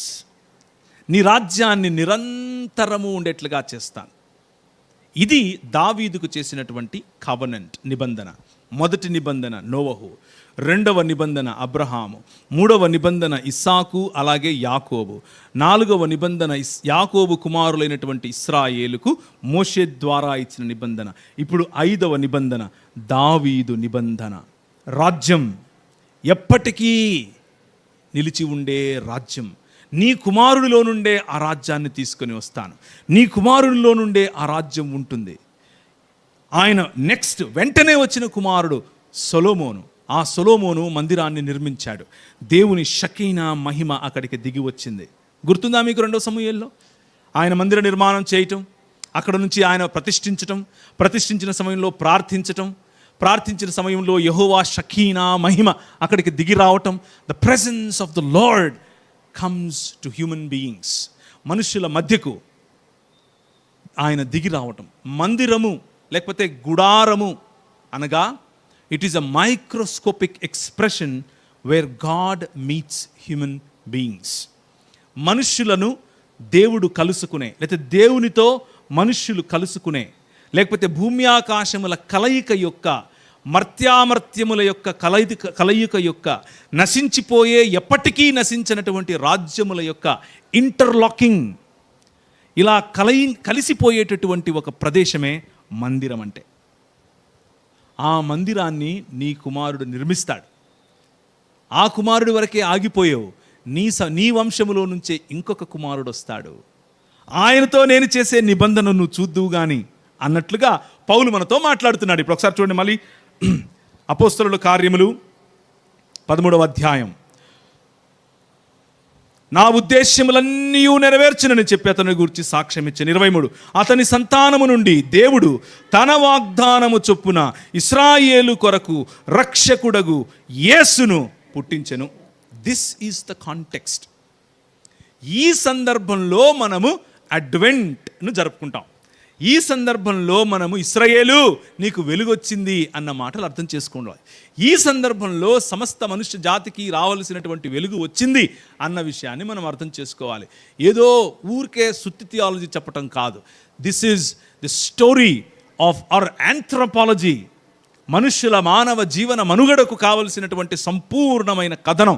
ఇప్పుడు స్టోరీ ఎక్కడికి తిరిగింది? మొదట నిమ్రోదు సామ్రాజ్యం, ఆ తర్వాత మెసొపొటేమియా, ఆ తర్వాత ఐగుప్తు, ఆ తర్వాత ఇప్పుడు ఎక్కడికి వచ్చింది? ఇశ్రాయేలు దగ్గరికి వచ్చి నిలబడింది. ఇశ్రాయేలు అనే రాజ్యములో, దావీదు రాజ్యములో సుభిక్షత, దావీదు రాజ్యాన్ని చూసి షేబ దేశపు రాణి, దావీదు కుమారుణ్ణి కలవటానికి షేబ దేశపు రాణి సాంబ్రాణితోనూ బోలముతోనూ, లేకపోతే చుట్టుపక్కలున్న రాజ్యాలు, మన తర్షీషు లేకపోతే మన భారతదేశం నుంచి ప్రజలు ఇక్కడ నుంచి గోల్ మిర్చి, అలాగే దాల్చిన చెక్క, అలాగే కోతులు, నెమళ్ళు, అలాగే దాన్ని ఏమంటారు కర్రలు ఇక్కడ నుంచి ఎగుమతి. దేశము, ప్రపంచంలో ఉన్న దేశములన్నీ ఇశ్రాయేలు వైపుకు చూసే సమయంలో ఇశ్రాయేలు అన్నది నాకు నువ్వు వద్దు, నాకు రాజు కావాలి అన్న కారణం చేత ఆ రాజు చేసేటటువంటి మనుష్యుడికి ఉండేటటువంటి ఈ లోక మర్యాద చొప్పున మనుష్యుడు అనగా దావీదు కుమారుడైనటువంటి సొలొమోను కూడా డ్రిఫ్టెడ్ అవే, మెల్లిమెల్లిగా అనేకమైనటువంటి ఉంపుడు గత్తెలు, అనేకమైనటువంటి భార్యలు, అనేకమైనటువంటి విలాసాలు, తన జీవన విధానం మొత్తం కూడా దేవుడు ఏ మాటలైతే ఇశ్రాయేలుతో చెప్పాడో అవే మాటలు జరగటం మనం చూస్తాం. అలా జరుగుతూ వచ్చినప్పుడు ప్రతి ప్రవక్త, యెషయా ప్రవక్త 39 అధ్యాయాలు ఇవే చెప్పాడు. 39 అధ్యాయాలు యెషయా ప్రవక్త ప్రకటించినటువంటి అధ్యాయాలు ఏమిటి అనంటే, మీరు చస్తారు, మీరు చస్తారు, మీరు చస్తారు. హోషేయ గ్రంథం మొత్తం ఇదే, మీరు చస్తారు, మీరు చస్తారు, మీరు చస్తారు. 700 పైచిలుకు సంవత్సరాలు సమయం ఇచ్చాడు. ఎవరికి? ఇశ్రాయేలుకు. మారండ్రా, మనసు మార్చుకుండ్రా. నాకు కావాల్సింది మతం కాదు, మీ బలులు నాకొద్దు, మీ సుగంధ ద్రవ్యాలు నాకొద్దు, మీరు చేసే ఈ ఆర్భాటం నాకొద్దు, నాకు ఇదంతా కాదు కావాల్సింది. క్రొవ్విన దూడలు నేనేం చేసుకుంటాను, అది కాదు నాకు కావాల్సింది. మీరు బెయేర్షెబాలోనికి వెళ్ళొద్దు, మీరు బేతేలునకు పోవద్దు, ఈ గిల్గాల్లో ఏమీ లేదు, అది కాదు ముఖ్యం. యెహోవాను నమ్ముకోండి, ఐ యామ్ ద కింగ్, నా వైపుకు తిరగండి బ్రతుకుతారు, నా వైపుకు తిరగండి బ్రతుకుతారు. ఇది మీకా గ్రంథం 5వ అధ్యాయంలో మీకు తెలుసు కదా. మళ్ళీ చూపించాలంటారా? మీకా గ్రంథం 5వ అధ్యాయంలో ఈ మాటలు మీరు చూస్తారు. బేతేలులో ప్రవేశించొద్దు, గిల్గాలులో ఏమీ లేదు, బెయేర్షెబాలో మీకేమీ రాదు, అవి మతం వల్ల మీకేమీ రాదు. నా వైపుకు మరలండి, మీరు బ్రతుకుతారు, మీరు విడిపోరు, మీరు చనిపోరు. వినలా. ఎన్నిసార్లు చెప్పినా విననటువంటి ఇశ్రాయేలు సమాజానికి మళ్ళీ నెహెమ్యా ప్రార్థనకు రండి. నెహెమ్యా చేసిన ప్రార్థనను ఒకసారి మళ్ళీ గమనించండి. ఇశ్రాయేలుకు ఎన్నిసార్లు చెప్పినా వినలేదు, ఇశ్రాయేలుకు ఎన్నిసార్లు గద్దించినా వినలేదు. ఇశ్రాయేలు వినంటి కారణం చేత నువ్వు ఏం చెప్పావు? మా తల్లిదండ్రులకు ముందే నువ్వు చెప్పావు. ఏమని చెప్పావు? నీ చెవి యొగ్గి నీ నేత్రములు తెరచి నీ సన్నిధిని దివారాత్రము నీ దాసులైన ఇశ్రాయేలుల పక్షముగా నేను చేయు ప్రార్థనను అంగీకరించుము. నీకు విరోధముగా పాపము చేసిన ఇశ్రాయేలు కుమారుల దోషమును నేను ఒప్పుకుంటున్నాను. నేనును నా తండ్రి ఇంటి వారును పాపం చేశాం, నీ ఎదుట బహు అసహ్యంగా ప్రవర్తించాం. నీ సేవకుడైన మోషే చేత నీవు నిర్ణయించిన ఆజ్ఞలనైనను కట్టడలనైనను విధులనైనను మేము గైకొనలేదు. నీ సేవకుడైన మోషేతో నీవు సెలవిచ్చిన మాట జ్ఞాపకం తెచ్చుకో. మీరు అపరాధం చేస్తే జనుల్లో నుండి మిమ్మను చెదరగొడతాను. మీరు అపరాధం చేస్తే జనుల్లో నుండి మిమ్మల్ని నేను చెదరగొడతాను. గాడ్ అండ్ హిస్ ప్రెజెన్స్, షకీనా మహిమ దిగి వచ్చినటువంటి ఆ మహిమ ఇన్ని 100 సంవత్సరాలు సమయం ఇచ్చినా కానీ న్యాయమును జరిగించినటువంటి ఇశ్రాయేలు, ఇన్ని 100 సంవత్సరాలు సమయం ఇచ్చినప్పటికీ కనికరమును ప్రేమించినటువంటి ఇశ్రాయేలు, ఇన్ని 100 సంవత్సరాల సమయం ఇచ్చినప్పటికీ దీన మనస్సు కలిగి జీవించలేని ఇశ్రాయేలు, వారి మధ్య నుండి ఆయన వెడలిపోవటం, మందిరము నుండి ఆయన వెళ్ళిపోవటం. నువ్వు వెళ్ళిపోతాను అని చెప్పాడు, సమయం ఇచ్చాడు. మీరేం చేశారు? ఇశ్రాయేలీలు ఏం చేశారు? మతం కట్టి ఒక మందిరం కట్టుకుని దాంట్లోనే ఆయన లాక్ చేసి ఆయనకు పెడతాం అనుకున్నారు. ఒకవైపు ఇటు, ఇంకొక వైపు అనేక మంది భార్యలున్న కారణం చేత, అనేక భార్యలు తనను ఒప్పించటం కారణం చేత ఈయన అన్యజనులు నీ ముందు వేషాలేస్తారు బాబు, కానీ వారి ఉన్నత స్థలాలను తొక్కాలి అని ఇశ్రాయేలును పిలువబడితే ఈయన వెళ్ళి ఏం చేస్తున్నాడు, దండేసి దండం పెట్టి అక్కడ దాని చుట్టూ గుడి చుట్టూ తిరుగుతున్నాడు. ఎక్కడ? కీయు దేవత ఎదుట. కీయు దేవత ఏమడుగుతుంది? నూనె అడుగుతుంది. నక్షత్ర దేవత ఏమడుగుతుంది? నూనె అడుగుతుంది. మొలెకు దేవుడు ఏమడుగుతాడు? మీ జ్యేష్ఠపుత్రులను అడుగుతాడంటే ఏంటి? అక్కడ బలివ్వాలి. ఏంటి విగ్రహారాధన వెనుకున్నటువంటి సమస్య ఏమిటి అని అంటే, ప్రతి విగ్రహము వెనుక ఒక భావజాలం. ఆ భావజాలం నిన్ను, నీ శరీరాన్ని, నీ ప్రాణాన్ని, నీ వనరులను, నీ కుటుంబాన్ని కోరుతుంది. బయలు అదే కోరాడు. నాకు పిల్లలను బలిమ్మన్నాడు. అగ్నిగుండములో నుంచి నేను తీసుకొని వెళ్ళమన్నాడు పిల్లలని. అంగచ్ఛేదనం చేసుకోమన్నారు. చేతులు కొందరు, కాళ్ళు కొందరు, తలలు కొందరు, తలనీలాలు కొందరు, నాలికలకు సువ్వలు గుచ్చుకోవటం. Dehumanising you is what religion does. Dehumanising you is what idolatry does. విగ్రహారాధన నిన్ను మనిషిగా ఉంచకుండా పశుప్రాయుడిగా చేస్తుంది. ముందే చెప్పాను రా, నేను రా నీకు కింగ్. ఎందుకు ఇవన్నీ నీకు? వినలేదు. మనం ఇశ్రాయేలు వినలేదు. మాకు అదే కావాలి అని అన్నారు. ఆమోసు గ్రంథం ఇశ్రాయేలుకు ఇక వాళ్ళు చెరపట్టబడతారు, ఇక వాళ్ళు చెదిరిపోతారు అన్న సమయానికి ముందు జరిగేటటువంటి గ్రంథం. అనగా క్రీస్తుకు దాదాపు 600 పైచిలుకు సంవత్సరాలు, 700 కూడా వేసుకోవచ్చు. అంటే దాదాపు ఆమోసు అలాగే యెషయా ఒకే సమయం వారు. ముందు ఆమోసు, ఆ తర్వాత యెషయా వచ్చాడు. ఆమోసు చెప్పినటువంటి మాట, యెహోవా సెలవిచ్చినదేమనగా, 3వ వచనం, దమిష్కు 3 సార్లు 4 సార్లు చేసిన దోషములను బట్టి నేను వారిని శిక్షిస్తాను. ఏంటి వారు చేసినది? వారు దాని జనులు పంట దుల్లగొట్టు ఇనుప పనిముట్లతో గిలాదును నూర్చిరి. నేను నీకు పంట పండించుకోరా అని చెప్పి నీకు మెటల్ ఇస్తే ఆ మెటల్తో గిలాదును నువ్వు చంపుతావా? You are losing your vocation. నీ పిలుపును నువ్వు మర్చిపోతున్నావు. అందుకు నేనేం చేస్తాను? దమష్కును శిక్షిస్తాను. అది బెన్హెదదు యొక్క నరులను దహించి వేసింది. యెహోవా సెలవిచ్చినదేమనగా, గాజా 3 సార్లు 4 సార్లు చేసిన దోషములను బట్టి నేను వారిని తప్పకుండా శిక్షిస్తాను. ఎందుకు అంటే, ఏదోము వారికి అప్పగింపవలేనని తాము చెరపట్టబడినందున కొనిపోయిరి. అంటే నీకు వ్యతిరేకంగా ఉన్నాడని, వాని బలహీన స్థితిలో వాడి పైనకి ఇంకొకడు దండెత్తి వస్తే నువ్వు వాడితో చేయగలిపి వీడిని తీసుకుపోయి వానికి అమ్ముతావా? అన్యాయం చేస్తావా? నీ పొరుగు వాడి పట్ల నీకున్నటువంటి ఆలోచన ఇదా? మన దేవుని హృదయం మతం కాదు, మానవత. మానవుడి పట్ల మానవునికి ఉన్నటువంటి ఆలోచన. యెహోవా సెలవిచ్చినదేమనగా, తూరు 3 సార్లు 4 సార్లు చేసిన దోషములను బట్టి నేను తప్పకుండా దాన్ని శిక్షిస్తాను. ఎందుకంటే దాని జనులు సహోదర నిబంధనను జ్ఞాపకం తెచ్చుకోలేదు, పట్టబడిన వారినందరినీ యోదోమీయులకు అప్పగించారు. మీరు చేసుకున్న నిబంధన, మీ మధ్య మీకున్నటువంటి నిబంధన మీరు మర్చిపోయి ప్రజలను మోసగిస్తున్నారా? ప్రజలను అమ్ముతారా? ప్రజలను దూరం చేసుకుంటారా? Hour God is not interested in religion. He is interested in human beings, human lives. ఆయన దేవుని రాజ్య విలువలు ప్రత్యేకంగా ఉన్నాయి. యెహోవా సెలవిచ్చినదేమనగా, అమ్మోనీయులు 3 సార్లు 4 సార్లు చేసిన దోషములను బట్టి నేను తప్పకుండా వారిని శిక్షిస్తాను. ఏలయనగా తమ సరిహద్దుల నుండి విశాలము చేయాలని గిలాదులో ఉన్న గర్భిణీ స్త్రీల కడుపులు చీల్చారు. డీహ్యూమనైజింగ్. మనిషిగా బ్రతకకుండా పోతే గర్భిణి అని కూడా చూడకుండా గర్భిణి కడుపులో కత్తి దూస్తారు.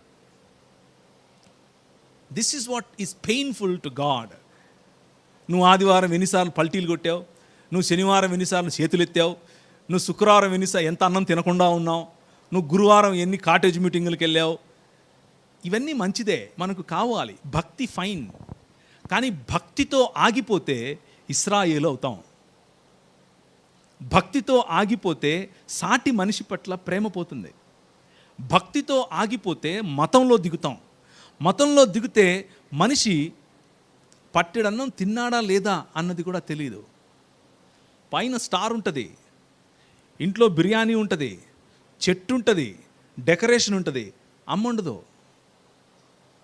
అమ్మ ఎక్కడుందో తెలియదు, అత్తను రానియను, అత్త వస్తే నా మొగుడు దూరం అవుతాడు, కోడలొద్దు దాన్ని వదిలేయి, నేను ఇంకో దాన్ని తీసుకొస్తాను. డీహ్యూమనైజింగ్ లైవ్స్. ఇదే విగ్రహారాధన యొక్క పర్యవసానం.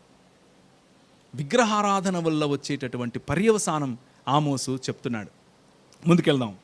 యెహోవా సెలవిచ్చినదేమనగా, మోయాబు 3 సార్లు 4 సార్లు చేసిన దోషములను బట్టి నేను తప్పకుండా దాన్ని శిక్షిస్తాను. ఏలయనగా వారు ఏదోము రాజు ఎముకలను కాల్చి సున్నం చేశారు. Why are you so against each other? కెరీయోతు నరులను దహించి వేస్తుంది, గొల్లును రణకేకలను బాకానాదమును వినబడుచుండగా మోయాబు వస్తాడు, మోయాబీయులకు న్యాయాధిపతి ఉండకుండా వారిని నిర్మూలన చేస్తానంటున్నాడు ప్రభు. ఎందుకు? మీరు చేసిందే, మీరు విత్తిందే మీరు కోస్తారు. వీళ్ళందరికీ చేశాడు. ఇశ్రాయేలు మాత్రం నన్ను ఎన్నుకున్నాడు దేవుడు, నేను పరలోకం పోవడానికి నన్ను ఎన్నేసుకున్నాడో అంటారు అనుకున్నారా? నో. ఇదంతా ఎందుకు చెప్పాడు అనంటే, నా చుట్టుపక్కల ఉన్న రాజ్యములకు ఏ విధంగా రాజున్నాడో నాకు అలాగే రాజు కావాలి అని అడిగారు కదా. వీళ్ళందరూ ఆయన చుట్టుపక్కల ఉన్నోళ్లే. యెరూషలేము లేకపోతే ఇశ్రాయేలు చుట్టుపక్కలనే సిరియా ఉంది, దమిష్కు.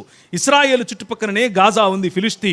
ఇశ్రాయేలు చుట్టుపక్కలనే మోయాబులు, ఇశ్రాయేలు చుట్టుపక్కలనే యోదేముయులు. వీళ్ళందరూ చేసినటువంటి తప్పులకు, వీళ్ళందరూ చేసిన పాపములకు రిలిజియన్ కాదు, మనిషి పట్ల ఉండాల్సిన వైఖరి లేకపోవటం, మనిషి పట్ల ఉండాల్సిన బాధ్యత లేకపోవటం, సాటి మనిషి పట్ల ఉండాల్సినటువంటి ప్రేమ ఆప్యాయత లేకపోవటం, మనిషి పట్ల ఉండాల్సినటువంటి గౌరవం క్షీణించటం, దానివలన ఆయన వారిని క్షమించలేదు.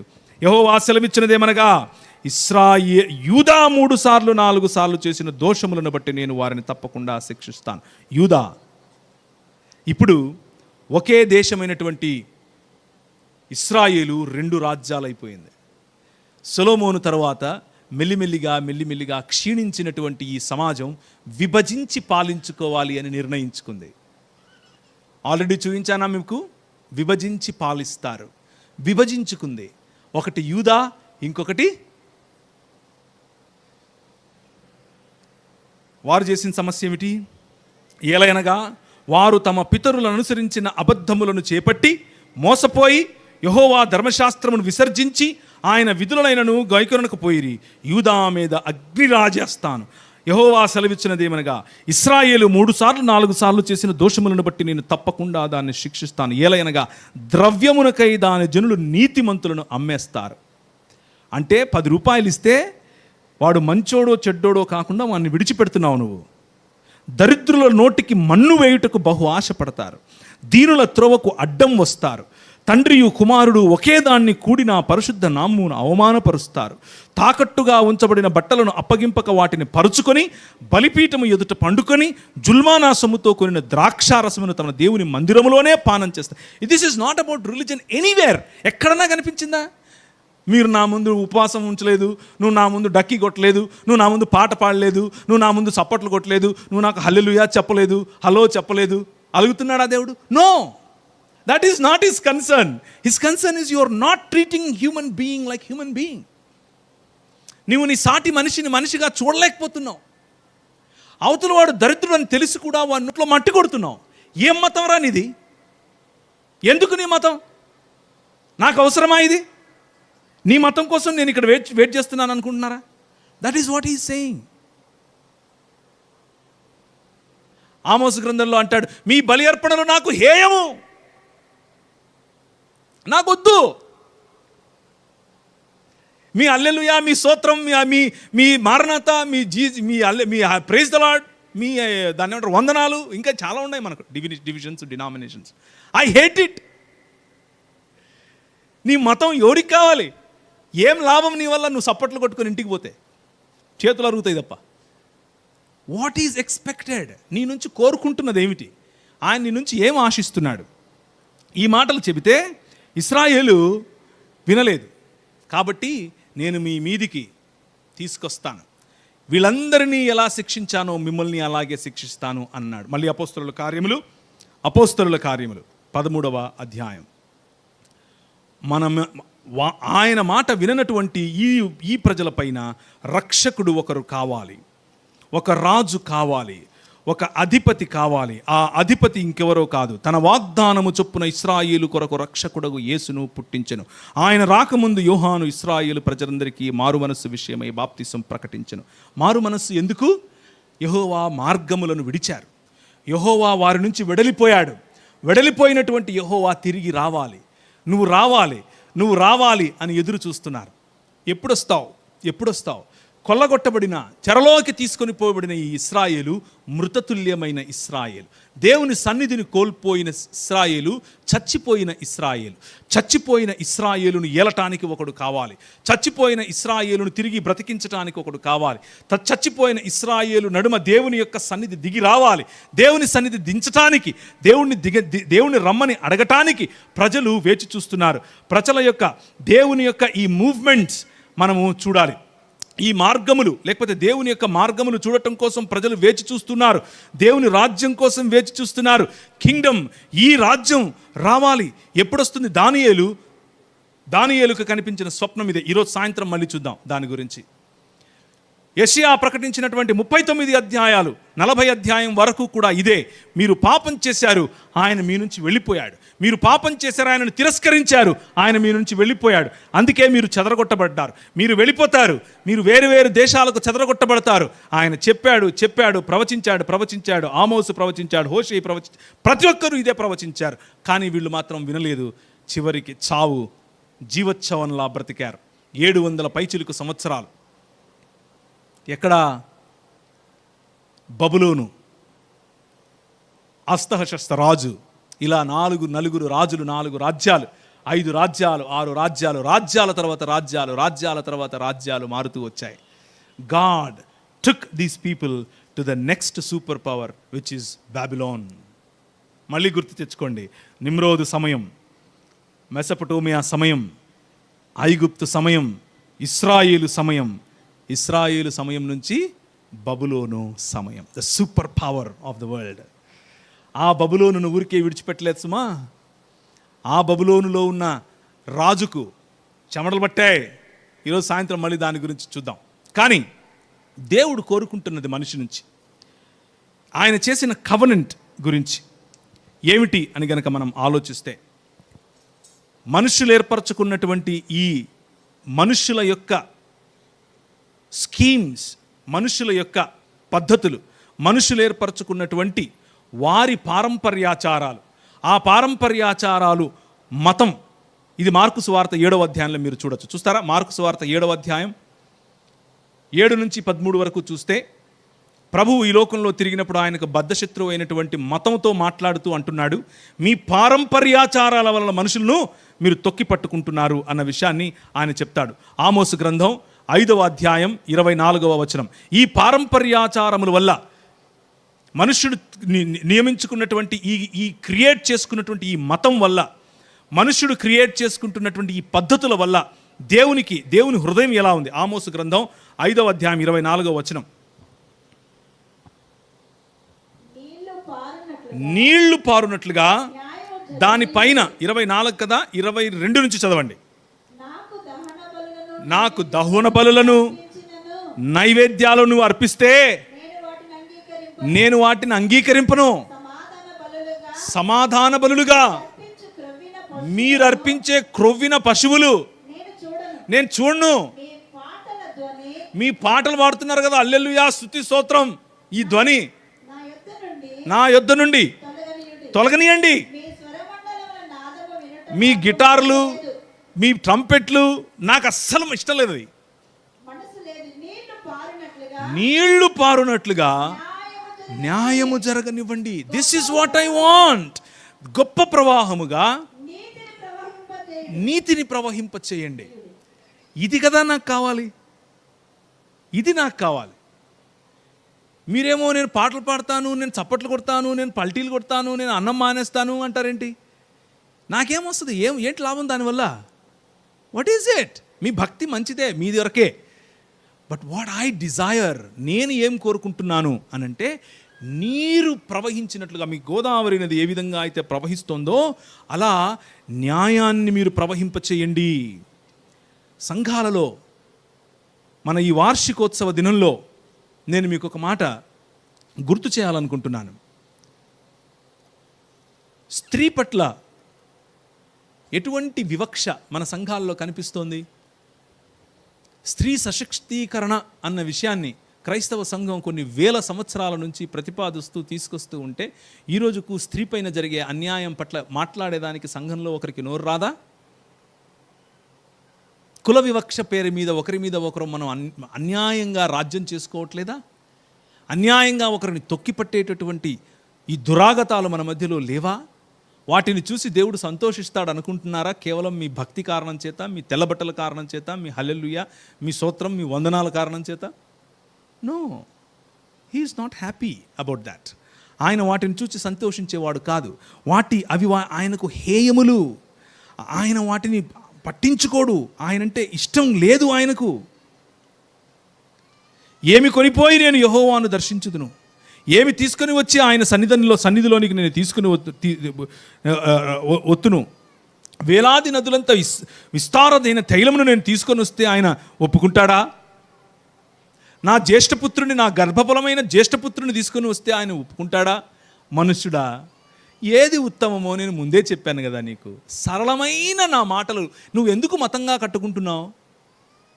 న్యాయమును జరిగించుటయు, కనికరమును ప్రేమించుటయు, దీన మనస్సు కలిగి యెహోవా ఎదుట జీవించుటయు, ఇంతే కదా నేను అడుగుతున్నది. మీకు గుర్తుందా ఈ వాక్యం?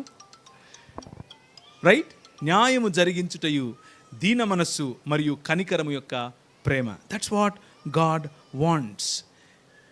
He is not interested in your religious practices. అవి కాదు. ఒకసారి ఈ రాజ్యము గురించి మార్కు సువార్త 1వ అధ్యాయం 15-16 వచనాలు. మార్కు సువార్త 1వ అధ్యాయం. ఈ రాజు రావాలని ఆర్తనాదాలతో ప్రజలు ఎదురు చూస్తున్నారు. ఈ రాజు రాకపోతే మా బ్రతుకులు ఏమవుతాయి అని ఆలోచిస్తున్నారు.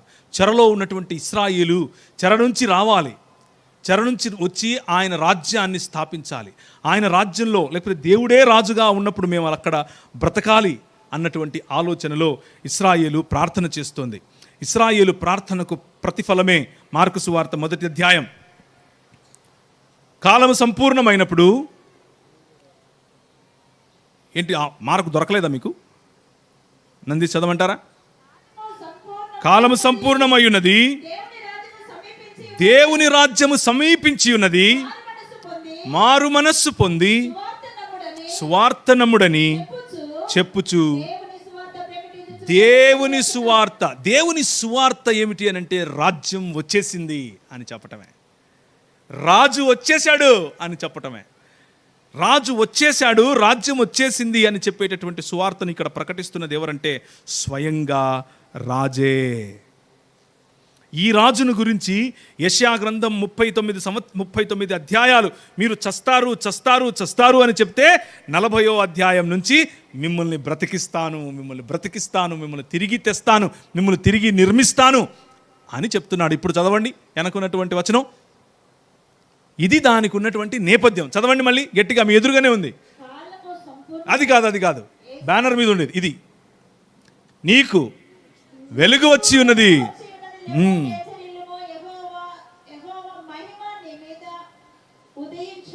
మహిమ వెళ్ళిపోయింది. షకీనా మహిమ మందిరాన్ని విడిచి వెళ్ళిపోతే ఇశ్రాయేలీయులు ఎక్కడికి వెళ్ళిపోయారు? చెరలోనికి వెళ్ళిపోయారు. జీవోత్సవంలా బ్రతుకుతున్నారు. కానీ ఇప్పుడు మహిమ వస్తుంది. ఆ మహిమ వచ్చి మన మధ్య నివాసం చేస్తుంది. జకర్యా గ్రంథం 2వ అధ్యాయం ఇదే ప్రాఫెసీ. ఇశ్రాయేలు ఆయన వస్తాడు, సియోను కుమారి ఉల్లసించు, సంతోషించు, యెహోవా తన సింహాసనమును విడిచి నీ మధ్యకు రాబోతున్నాడు. ఇదిగో ఆయన వచ్చేస్తున్నాడు. ఇదే అన్ని ప్రవచనాల యొక్క సారాంశం. ఆయన రావాలి అని కోరుకుంటూ ఉన్నటువంటి, నీవు గగనాన్ని చీల్చుకొని వస్తే తప్ప మా బ్రతుకులు ఏమవుతాయి అని యెషయా గ్రంథంలో ఆర్తనాదాలు మాట్లాడుతున్నారు. ఆర్తనాదాలుగా అరుస్తున్నారు. నీవు గగనాన్ని చీల్చుకొని రావాలయ్యా, నువ్వు రావాలి అంటూ ఉంటే నేను వస్తాను అని చెప్పటమే ఈ 60వ అధ్యాయం యొక్క సంపూర్ణత. ఆ క్రీస్తు లేకపోతే ఆ రాజు వస్తాడు అని చేసినటువంటి ప్రవచనం యెషయా గ్రంథంలో మనకు కనిపిస్తుంది. 64వ అధ్యాయం 1వ వచనం. 64వ అధ్యాయం 1వ వచనం యెషయా గ్రంథం. గగనమును చీల్చుకొని నీవు దిగవచ్చదవుగా. మమ్మను విడిచిపోయినటువంటి నీ మహిమ గగనాన్ని చీల్చుకొని నువ్వు వస్తే తప్ప మా మధ్యకు మాకు వెలుగు రాదు అని వారు ప్రార్థన చేస్తే ఈ రాజు వచ్చేశాడు. ఎక్కడ? ఇదే యెషయా గ్రంథం 9వ అధ్యాయం. ఏలయనగా మనకొక శిశువు పుట్టెను, మనకు కుమారుడు అనుగ్రహించబడెను, ఆయన భుజము మీద రాజ్యభారము ఉండును. మతం కట్టడానికి వస్తాడు అని మనం అనుకుంటున్నాం. ఆయన వస్తే నాకు బెంచ్ కారు ఇస్తాడు, ఆయన వస్తే నాకు ఎర్రటి మొగుడిస్తాడు, ఆయన వస్తే నాకు డాక్టర్ అమ్మని పెళ్లి చేస్తాడు, ఆయన వస్తే నాకు కారు ఇస్తాడు, ఆయన వస్తే నాకు ఇల్లు కట్టిస్తాడు. ఇది మన ఆలోచన. ఏం ఆలోచన అంటారు దీన్ని? కీరకాయ కావాలి, వెల్లుల్లికాయ కావాలి, ఉల్లిగడ్డ కావాలి అనే ఆలోచన, సనుగుడు గొనుగుడు కార్యక్రమాలు పెట్టుకునే ఆలోచన. కానీ ఆయన ఏమంటున్నాడు? నేను వస్తాను. దేనికి వస్తాను? భుజముల మీద రాజ్యభారము తీసుకొని వస్తాను. నా భుజముల మీద రాజ్య స్థాపన మరియు నా భుజముల మీద రాజ్య విస్తరణ ఉంటుంది. ఆశ్చర్యకరుడు, ఆలోచనకర్త, బలవంతుడైన దేవుడు, నిత్యుడగు తండ్రి, సమాధానకర్తయగు అధిపతి. He is the authority, epitome of authority. అధిపతి, ఆధిపత్యానికి శిఖరాగ్రం ఈ రాజు. ఈ రాజు వస్తాడు. నువ్వు గగనాన్ని చీల్చుకొని రావాలి, గగనాన్ని చీల్చుకొని రావాలి అని వీరు ప్రార్థిస్తే అమ్మ కడుపులో నుండి వచ్చాడు. అమ్మ కడుపులో నుండి వచ్చి అమ్మకు ఆ స్థానం ఇచ్చాడు. స్త్రీ అంటే బబులోను మొదలుకొని, నిమ్రోదు మొదలుకొని ఈ ఆలోచనలన్నిట్లో, ఈ భావజాలాలన్నిట్లో నిమ్నమైనటువంటి ఒక వస్తువు, నిమ్నమైనటువంటి ఒక జీవం, నిమ్నమైనటువంటి ఒక దాన్ని ఏమంటారు, పశువుతో పోల్చినటువంటి ఈ యూదులు చేసిన ప్రార్థన ఒకసారి మీరు గమనిస్తే, దేవా నీవు నన్ను అన్యజనుడిగా చేయనందుకు నీకు వందనం, నీవు నన్ను కుక్కగా చేయనందుకు నీకు వందనం, నీవు నన్ను స్త్రీగా పుట్టించినందుకు నీకు వందనం. ఇది వాళ్ళు చేసే ప్రార్థన. అంటే అన్యజనులు, కుక్కలు, స్త్రీలు ఒకటి. వాళ్ళకి మతం ఇదే నేర్పుతుంది. మతం మనిషిని తగ్గించి చూడటం నేర్పుతుంది.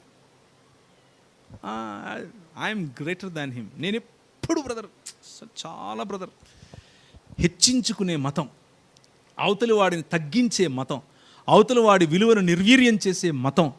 కానీ ఈ రాజు రాజ్యం కోసం వస్తున్నాడు, మతం కోసం కాదు. సమాధానకర్తయగు అధిపతి, మనుష్యుల మధ్య సమాధానం, దేవునికి మనుష్యులకు సమాధానం. That is the Kingdom of God. దేవుని రాజ్యం అంటే అదే. ఆ దేవుని రాజ్యం రావాలి రావాలి రావాలి అని ఏడుస్తూ ఉంటే వచ్చేసింది. మారు మనస్సు పొందండి అని ఈ రాజు పిలుస్తున్నాడు. ఈ రాజు గురించినటువంటి, లేకపోతే ఈ రాజ్యం తీసుకొని వచ్చే ఈ అధిపతి గురించినటువంటి ఇంకొక మాట మనం చదువుతూ ఉంటాం. మీ మధ్య ఆయన మహిమ తీసుకుని రావటానికి ఆయన వస్తాడు అన్నమాట ఇంకొకటి చదువుతూ ఉంటాం. మీకా గ్రంథం 5వ అధ్యాయం 2వ వచనం. బెత్లెహేము, ఎఫ్రాతా, యూదావారి వంశములలో నీవు స్వల్పమైన గ్రామం అనుకుంటున్నావేమో, కానీ నాకు ప్రతిగా, నా ప్రతినిధిగా ఇశ్రాయేలును ఏలబోవువాడు నీలో నుంచే వస్తాడు. ఆయన పురాతన కాలం మొదలుకొని శాశ్వత కాలము తన ప్రత్యక్షతలు చూపిస్తూ వస్తున్నాడు. మీకా గ్రంథం 5వ అధ్యాయం 2వ వచనం ఇది.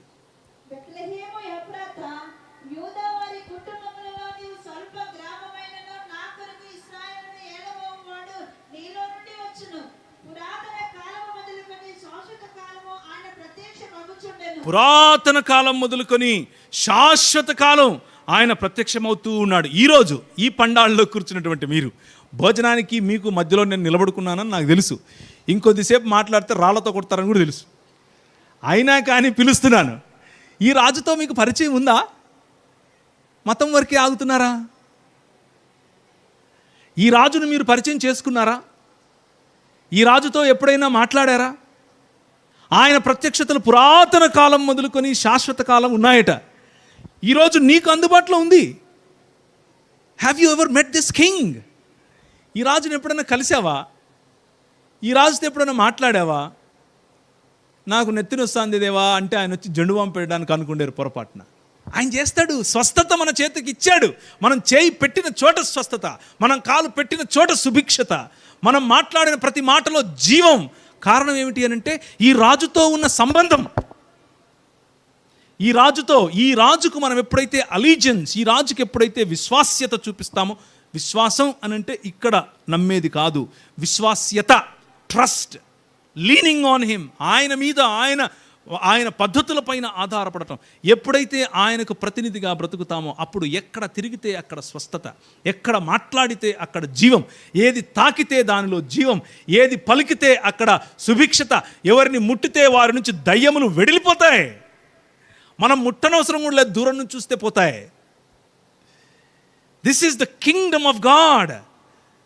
దేవుని రాజ్య స్థాపనలో ఆయన ఇచ్చినటువంటి స్వస్థత, ఆయన ఇచ్చినటువంటి దయ్యములపైన అధికారం, చిన్న చిన్న దయ్యాలు కాదు, గర్వం అనే దయ్యం, మదం, మనుష్యులను విభజించే కులం అనే దయ్యం, మతం అనే దయ్యం, ఈ భావజాలాలు, మనుష్యులకు రోగములిచ్చే దయ్యం, మనుష్యుల ఆర్థిక ఇబ్బందులను కలుగజేసే ఆలోచనలు, దయ్యం, ఇలాంటి సాతాను అంధకార సంబంధమైన దురాత్మ సమూహముల ప్రభావము నుండి సమాజాలను విడిపించటానికి ఆయన వస్తానన్నాడు. వచ్చేసాడు. యెషయా గ్రంథం 42వ అధ్యాయం 1 నుంచి 8 వరకు. ఈ రాజు సామాన్యుడు కాదు. ఈ రాజు మీరు అనుకుంటున్నట్లు కత్తి చేత్తో పట్టుకొని అక్కడ ఇక్కడ తిరిగి వాణ్ణి వీణ్ణి కొట్టేవాడు కాదు. ఇదిగో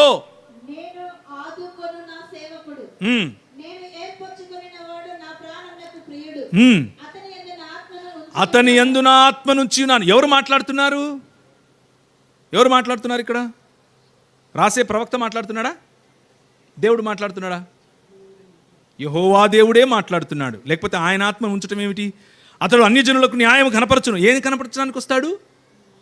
న్యాయం. Where is justice in the society? ఆయన ప్రధాన ఉద్దేశం న్యాయం చేయటం, కనికరాన్ని ప్రవహింప చేయటం, మనుష్యుల నడుమ రావాల్సినటువంటి ఆప్యాయతను తీసుకుని రావటం. అతను కేకలేడు, అరవడు, కంఠస్వరం వీధిలో వినపడనీయడు, నలిగిన రెల్లును అతడు విరువడు, మకమకలాడుచున్న జనపనార పత్తిని ఆర్పడు. అతడు సత్యమును అనుసరించి న్యాయము కనపరుస్తాడు. బలహీనులు అప్పటికే చిదిమిపోయినటువంటి సమాజాలపైన ఇంకా బలం పెట్టేవాడు కాదు, ఇంకా ఆదిమేవాడు కాదు, ఇంకా వారిని అప్రెస్ చేసేవాడు కాదు. భూలోకమును న్యాయమును స్థాపించే వరకు అతడు మందగిలడు, సన్నగిలడు. ద్వీపములు అతని బోధ కొరకు కనిపెట్టుకుంటాయి. ఆకాశములను సృజించి వాటిని విశాలపరిచి భూమిని అందులో పుట్టిన సమస్తమును పరచి దానిన్న జనులను ప్రాణమును దానిలో నడుచువారికి జీవాత్మను ఇచ్చుచున్న దేవుడైన యెహోవా ఇలాగూ సెలవిస్తున్నాడు. ఎవరు చెప్తున్నారు ఈ మాట? ఎందుకు వస్తున్నాడు ఆయన? గ్రుడ్డి వారి కన్నులు తెరవటానికి. 6వ వచనం. బంధింపబడిన వారి చెరసాలలో నుండి వెలుపలికి తేవటానికి, చీకటిలో నివసించిన వారి బందీ గృహములో నుండి వెలుపలికి తేవటానికి, యెహోవానగు నేనే నీతి విషయములో నిన్ను పెంచి నీ చేయి పట్టుకుని ఉన్నాను. యెహోవాను నేనే, ఇది నా నామము మరి ఎవరికి ఇవ్వను, నా మహిమను నేను ఎవరికి ఇచ్చేవాడని కానే కాదు. This is the king. ఈ రాజు స్వయానా యెహోవా దేవుడు. ఏ మహిమ అయితే ఇశ్రాయేలు నుంచి వెడలిపోయిందో ఆ మహిమ తిరిగి రావాలి. ఆదియందు వాక్యముండెను, వాక్యము దేవుని యొద్దయుండెను, వాక్యము దేవుడై ఉండెను. ఆ వాక్యము కృపా సత్య సంపూర్ణుడై శరీరధారిగా మన మధ్య డేరా వేసెను, నివసించెను. Bible is all about God coming and dwelling among you. బైబిల్లో ఉన్న ప్రధానమైన థీమ్ ఆయన వచ్చి మన మధ్య నివాసం చేయటం. ఇమ్మానుయేల్, ఆయన వచ్చి మన మధ్య నివాసం చేయటం. ఇమ్మానుయేల్ అన్న మాటకు ఆయన వచ్చి మన మధ్య నివాసం చేయటం. నేను ఇక్కడ చచ్చిపోయి ఎక్కడికో పోవటం కాదు. అది మతం. దేవుడు అనుగ్రహించిన ఆత్మ మనం చనిపోయినప్పుడు ఆయన వద్దకే వెళుతుంది, మనం అక్కడికే వెళతాం. కానీ అంతటితో శుభం కార్డు పడదు. ఈ కథకు శుభం కార్డు అక్కడ కాదు, శుభం కార్డు ఇంకా ఉంది. సాయంత్రం చూస్తాం. So this king has come. ఆయన ఎందుకు వచ్చాడు? మతం కట్టడానికి కాదు. ఆయన గ్రుడ్డి వారికి కన్నులు ఇవ్వటానికి వచ్చాడు. ఆయన చెరసాలలో ఉన్న వారిని విడిపించటానికి వచ్చాడు. ఆయన బందీగృహంలో ఉన్న వారికి స్వాతంత్రమును కలుగజేయటానికి వచ్చాడు. యెహోవా ఆత్మ నా మీద ఉన్నది అని చెప్పుకున్నటువంటి మన ప్రభు అయిన యేసుక్రీస్తు ఇంకెవరో కాదు, మన ప్రభు అయినటువంటి యేసుక్రీస్తు. 48వ అధ్యాయం మరుగైన క్రొత్త సంగతులు కావు, పూర్వకాలమును సృజింపబడినవి కావు, అవి ఇప్పుడు కలిగినవే. నేనొక నూతన సృష్టిని కలుగజేయబోతున్నాను. 49వ అధ్యాయం, ద్వీపములారా నా మాట వినండి, దూరము నుండి వినండి. 51వ అధ్యాయం, నీతిని అనుసరించి యెహోవాను వెతుకుచుండు వారలారా నా మాట వినండి. ఇట్స్ ఆల్ అబౌట్ న్యాయము, నీతి, న్యాయము, నీతి. That is the Kingdom of God. అది దేవుని రాజ్యం. 48వ అధ్యాయం, యెషయా గ్రంథం 48వ అధ్యాయం 12 నుంచి 16. ఈ రాజు ఎవరు? ఈ రాజు యొక్క విశిష్టత, ఈ రాజుకున్నటువంటి గుణలక్షణాలు ఏమిటి? మాట్లాడుతున్నటువంటి యెహోవా, ఇంతవరకు మీరు చూశారు, మాట్లాడుతూ ఉన్నాడు. యెహోవాయే భూమి ఆకాశములకు పునాదులు వేశాడు అన్న విషయం మీకు తెలుసు. ఇప్పుడు 48వ అధ్యాయం చూడండి. యాకోబు, నేను పిలిచిన ఇశ్రాయేలు, నాకు చెవియొగ్గి విను, నేనే ఆయనను. ఎవరు మాట్లాడుతున్నారు? యెహోవా మాట్లాడుతూ అంటున్నాడు, నేనే ఆయనను, మొదటి వాణ్ణి నేనే, కడపటి వాణ్ణి నేనే, నేనే, నా హస్తమే భూమికి పునాది వేసింది, నా కుడి చెయ్యి ఆకాశ వైశాల్యములను వ్యాపింపజేసింది.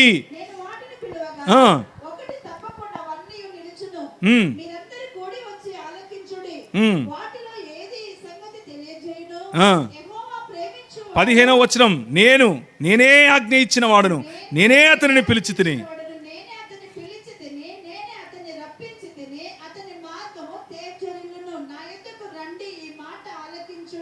ఆది నుండి, అది పుట్టిన కాలం ఏది? ఆది అన్న సమయం పుట్టక ముందు నుంచి, పుట్టిన కాలం మొదలుకొని మాట్లాడుతున్నాను. ఇప్పుడు ప్రభువగు యెహోవాయు, ఆయన ఆత్మయు, మాట్లాడుతున్న యెహోవా అంటున్నాడు, భూమికి పునాదులు వేసింది నేనే అని చెప్తున్న యెహోవా అంటున్నాడు, ఇప్పుడు ప్రభువగు యెహోవాయు, ఆయన ఆత్మయు నన్ను పంపుతున్నారు అంటున్నాడు. Do you see the doctrine of Trinity? ఒక సమాజముగా ఉనికిలో ఉన్నటువంటి మన దేవుడు, తండ్రి కుమార పరిశుద్ధాత్మలుగా ఉనికిలో ఉన్నటువంటి మన దేవుడు, ఒక్క దేవుడు కానీ ముగ్గురు వ్యక్తులుగా ఉనికిలో ఉన్న దేవుడు, అనేకమైన జనులు కానీ ఒక్క మానవ సమాజముగా చూడాలనుకుంటున్నాడు. That is the mystery of gospel. సువార్తకున్నటువంటి మర్మము ఇదే. ఇప్పుడు గ్రీకు దేశస్థుడని యూదుడని తేడా లేదు, ఇప్పుడు స్త్రీ అని పురుషుడని తేడా లేదు, ఇప్పుడు నల్లోడని తెల్లోడని తేడా లేదు. కెమెరా ఎక్కడికి వచ్చింది? ఇశ్రాయేలు నుండి సంఘము వైపుకి వచ్చింది. సంఘము అనేటటువంటి ఒక్క శరీరం, ఒక్క విశ్వమానవ విప్లవం, విశ్వమానవ ఉద్యమం, అందరూ ఒకటే అని చెప్పే సువార్త. అందరము దేవుని శరీరం లేదా క్రీస్తు శరీరములో భాగము అని చెప్పే సువార్త. అందరికీ వనరులు, అందరికీ రాజ్యం, అందరికీ ఆలోచన, అందరికీ ఆశీర్వాదం, ఏ తేడా లేకుండా, ఏ వ్యత్యాసము లేకుండా అందరినీ సమానముగా చూడగలిగినటువంటి రాజ్యం. ఆ రాజ్యం వచ్చేసింది. Do you understand now? ఏ చేతి సహాయం లేకుండా తీయబడినటువంటి రాయి ఇంతింతై మహాపర్వతమై అది భూమి అంతటినీ విస్తరించి ఎన్నటికీ కదిలించబడినటువంటి రాజ్యం ఇదిగో. అయితే ఈ రాజ్యానికి కూడా ఇశ్రాయేలుకు పట్టినటువంటి ఈ లోక మర్యాద లేకపోతే ఈ లోక మర్యాదపు ఆలోచన పట్టింది. మతం అనుకుంటుంది. అది మనకు ఈ రోజుల్లో జరుగుతున్నటువంటి ఒక విషాదమైనటువంటి ఆలోచన. This is about the kingdom of God. The king that came is none other than God himself. దేవుడే రాజుగా మన మధ్యకు వచ్చాడు. ఆ రాజు ప్రేమామయుడు, ఆ రాజు సమాధానమునిచ్చువాడు, ఆ రాజు భూరాజులకు భిన్నమైనటువంటి వాడు. భూరాజులు వాళ్ళలో వాళ్ళు కలిసి వీరి కట్లు విప్పుదాం రండి అని అనుకుంటే మీ చేత కాదు అని చెప్పే రాజు ఈ రాజు. ఈ రాజు మార్గం చాలా వేరు. ఈ రాజు పెత్తనం చేయటానికి, పెత్తందారీ వ్యవస్థకు, భూములు గుంజుకోవటానికి, మీ దగ్గర శిస్తులు వసూలు చేయటానికి, పన్నులు వసూలు చేయటానికి రాలేదు. ఈ రాజు తన చొక్కా విప్పి తన చేతిలో బేసిన్ తీసుకుని నీళ్లు పోసి మీ దగ్గరికి వచ్చి కాళ్ళు కడుగుతాను అంటాడు. This is the Kingdom of God. మీలో ఎవరైనా ఈ రాజ్యంలో ప్రతినిధిగా ఉండాలంటే సేవకులు కండి అని పిలిచాడు. రెండవ ప్రశ్న, మొదటి ప్రశ్న, ఈ రాజును మీరు కలిశారా అన్న ప్రశ్న. రెండవ ప్రశ్న, ఈ రాజు మార్గం చాలా కఠినమైంది. ఈ రాజు మార్గం ఈ లోక మర్యాదకు వ్యత్యాసముతో కూడింది. ఈ రాజు మార్గంలోనికి రావాలి అనంటే సేవించాలి.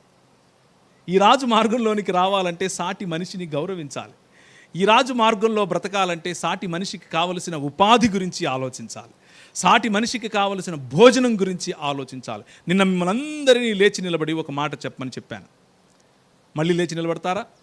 పరలోకమందున్న మా తండ్రి అన్న మాట ఇంకొకసారి పలుకుదాం. నిన్న నీ రాజ్యము వచ్చునుగాక అన్న ప్రార్థనలో ఉన్నటువంటి మాటను మీ ముందుంచాను. ఈరోజు దాని తర్వాత ఉన్నటువంటి మాటను ఒకసారి గుర్తు చేసి ముగిస్తాను. 1, 2, 3 అనగానే మనం అందరం చెప్దాం. 1, 2, 3. పరలోకమందున్న మా తండ్రి,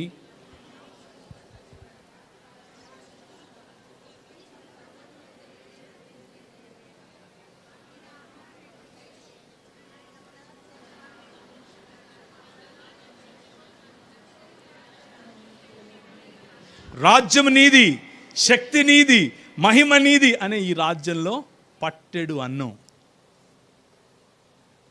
మా అనుదిన ఆహారం నేడు మాకు దయచేయండి. నౌ ద క్వశ్చన్ ఈజ్, పండుగ వస్తోంది, సమాజం యొక్క వార్షికోత్సవం వచ్చింది, రంగురంగు చీరలు, మంచి మంచి జీన్స్ ప్యాంట్స్, మంచి మంచి చొక్కాలు వేసుకుని వచ్చాం, బాగానే ఉంది. పండుగలో వస్తాం, అది ఓకే. మీ ప్రక్కనున్న మీ పొరుగువారి పట్ల మీ హృదయం ఎలా ఉంది? Do you know whether they are cooking and eating or not? వాళ్ళు కనీసం వండుకొని తినే స్థితిలో ఉన్నారా లేరా? మనుషుల్లో ఎన్నో రకాలైన ఇబ్బందులు, ఎన్నో రకాలైనటువంటి ఛాలెంజెస్, సవాళ్ళు కనిపిస్తూనే ఉంటాయి. కనిపిస్తూ ఉన్నప్పటికీ మీరు భక్తి, మా మతం ఇది చాలు, మా చప్పట్లు, మా హల్లెలూయా అనంటే, మేము ఇక్కడ చచ్చిపోయి ఎక్కడికో వెళ్ళిపోవాలి అనంటే ఎలా కుదురుతుంది? That is not what we have done to this nation. ఈ దేశాన్ని నిర్మించడానికి మనం అది చేయలేదు. ఈ దేశాన్ని నిర్మించటం కోసం మన ముందు నడిచినటువంటి మన పెద్దలు విద్య, వైద్యం, ఉపాధి, సామాజిక చైతన్యం, సమాజంలో ఉన్నటువంటి దుర్నీతి, అవినీతి, సమాజంలో ఉన్నటువంటి అనేకమైన అసామాజిక కార్యాలను ఆపాం, నిలబెట్టాం ఈ దేశాన్ని. And where is that church today? ఈరోజు ఆ సంఘం ఏమైపోయింది?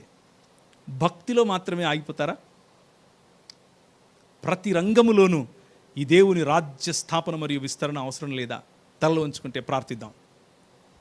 ఈరోజు రాత్రి అనగా సాయంకాలం మనం కూడుకున్నప్పుడు ఈ రాజ్య విలువల గురించి, ఈ రాజ్యంలో మన ముందు నడిచిన మన నాయకులు చేసినటువంటి ఉద్యమం గురించి నేను మాట్లాడతాను. దానికి ముందుగా రాజు రావాలి, రాజు మహిమ మన మధ్యకు రావాలి అని చేసిన ప్రార్థనకు ప్రతిగా ఇశ్రాయేలుకు నీ వెలుగు వచ్చింది అని చెప్పటం కోసం ప్రభు అయిన యేసే స్వయంగా ఒక్క మనిషిగా మన మధ్యకు వచ్చాడు. ఆ రాజుతో సంబంధం నీకుందా? ఆ రాజును పలకరించావా? ఆ రాజు నిన్ను గుర్తిస్తాడా? ఆ రాజు నిన్ను గుర్తించాలి అనంటే నీ కుడివైపు ఉన్న వ్యక్తితో చెప్పు, నువ్వు దేవుని స్వరూపములోను దేవుని పోలికలోను ఉన్నావు. నీ ఎడమ వైపు ఉన్నటువంటి వ్యక్తితో చెప్పు, నువ్వు దేవుని స్వరూపము మరియు పోలిక చొప్పున ఉన్నావు. ఐ ఆనర్ యూ, నేను నిన్ను గౌరవిస్తాను. ఐ ట్రస్ట్ యూ, నీ మీద నిన్ను నేను నమ్ముతాను. I want to help you and serve you, నేను నిన్ను సేవించాలనుకుంటున్నాను, నేను సేవ చేయాలనుకుంటున్నాను. అలా చేస్తే ఆ రాజుతో నువ్వు కలిసినట్లే. దాని గురించిన వివరణ సాయంత్రం చూద్దాం. కృపగలిగిన తండ్రి, మీరు మా మధ్యలో ఉండి మీ రాజ్యములో మమ్మల్ని నిర్మించమని, మీ రాజ్యములో మమ్మల్ని కట్టమని, మీ రాజ్య విస్తరణ కోసం, మీ రాజ్యం బలపడటం కోసం సర్వమానవాళికి శాంతి, సమాధానము, న్యాయము, కనికరము మరియు దీనమనస్సు అనేటటువంటి విశ్వమానవ ఉద్యమాన్ని మా మధ్య నడిపించమని, దానికి అవసరమైనటువంటి ప్రతి పనిని మేము చేయటానికి మమ్మల్ని సన్నద్ధపరచమని మా ప్రభువైన యేసుక్రీస్తు నామమున అడిగి వేడుకుంటున్నాం తండ్రి. ఆమెన్.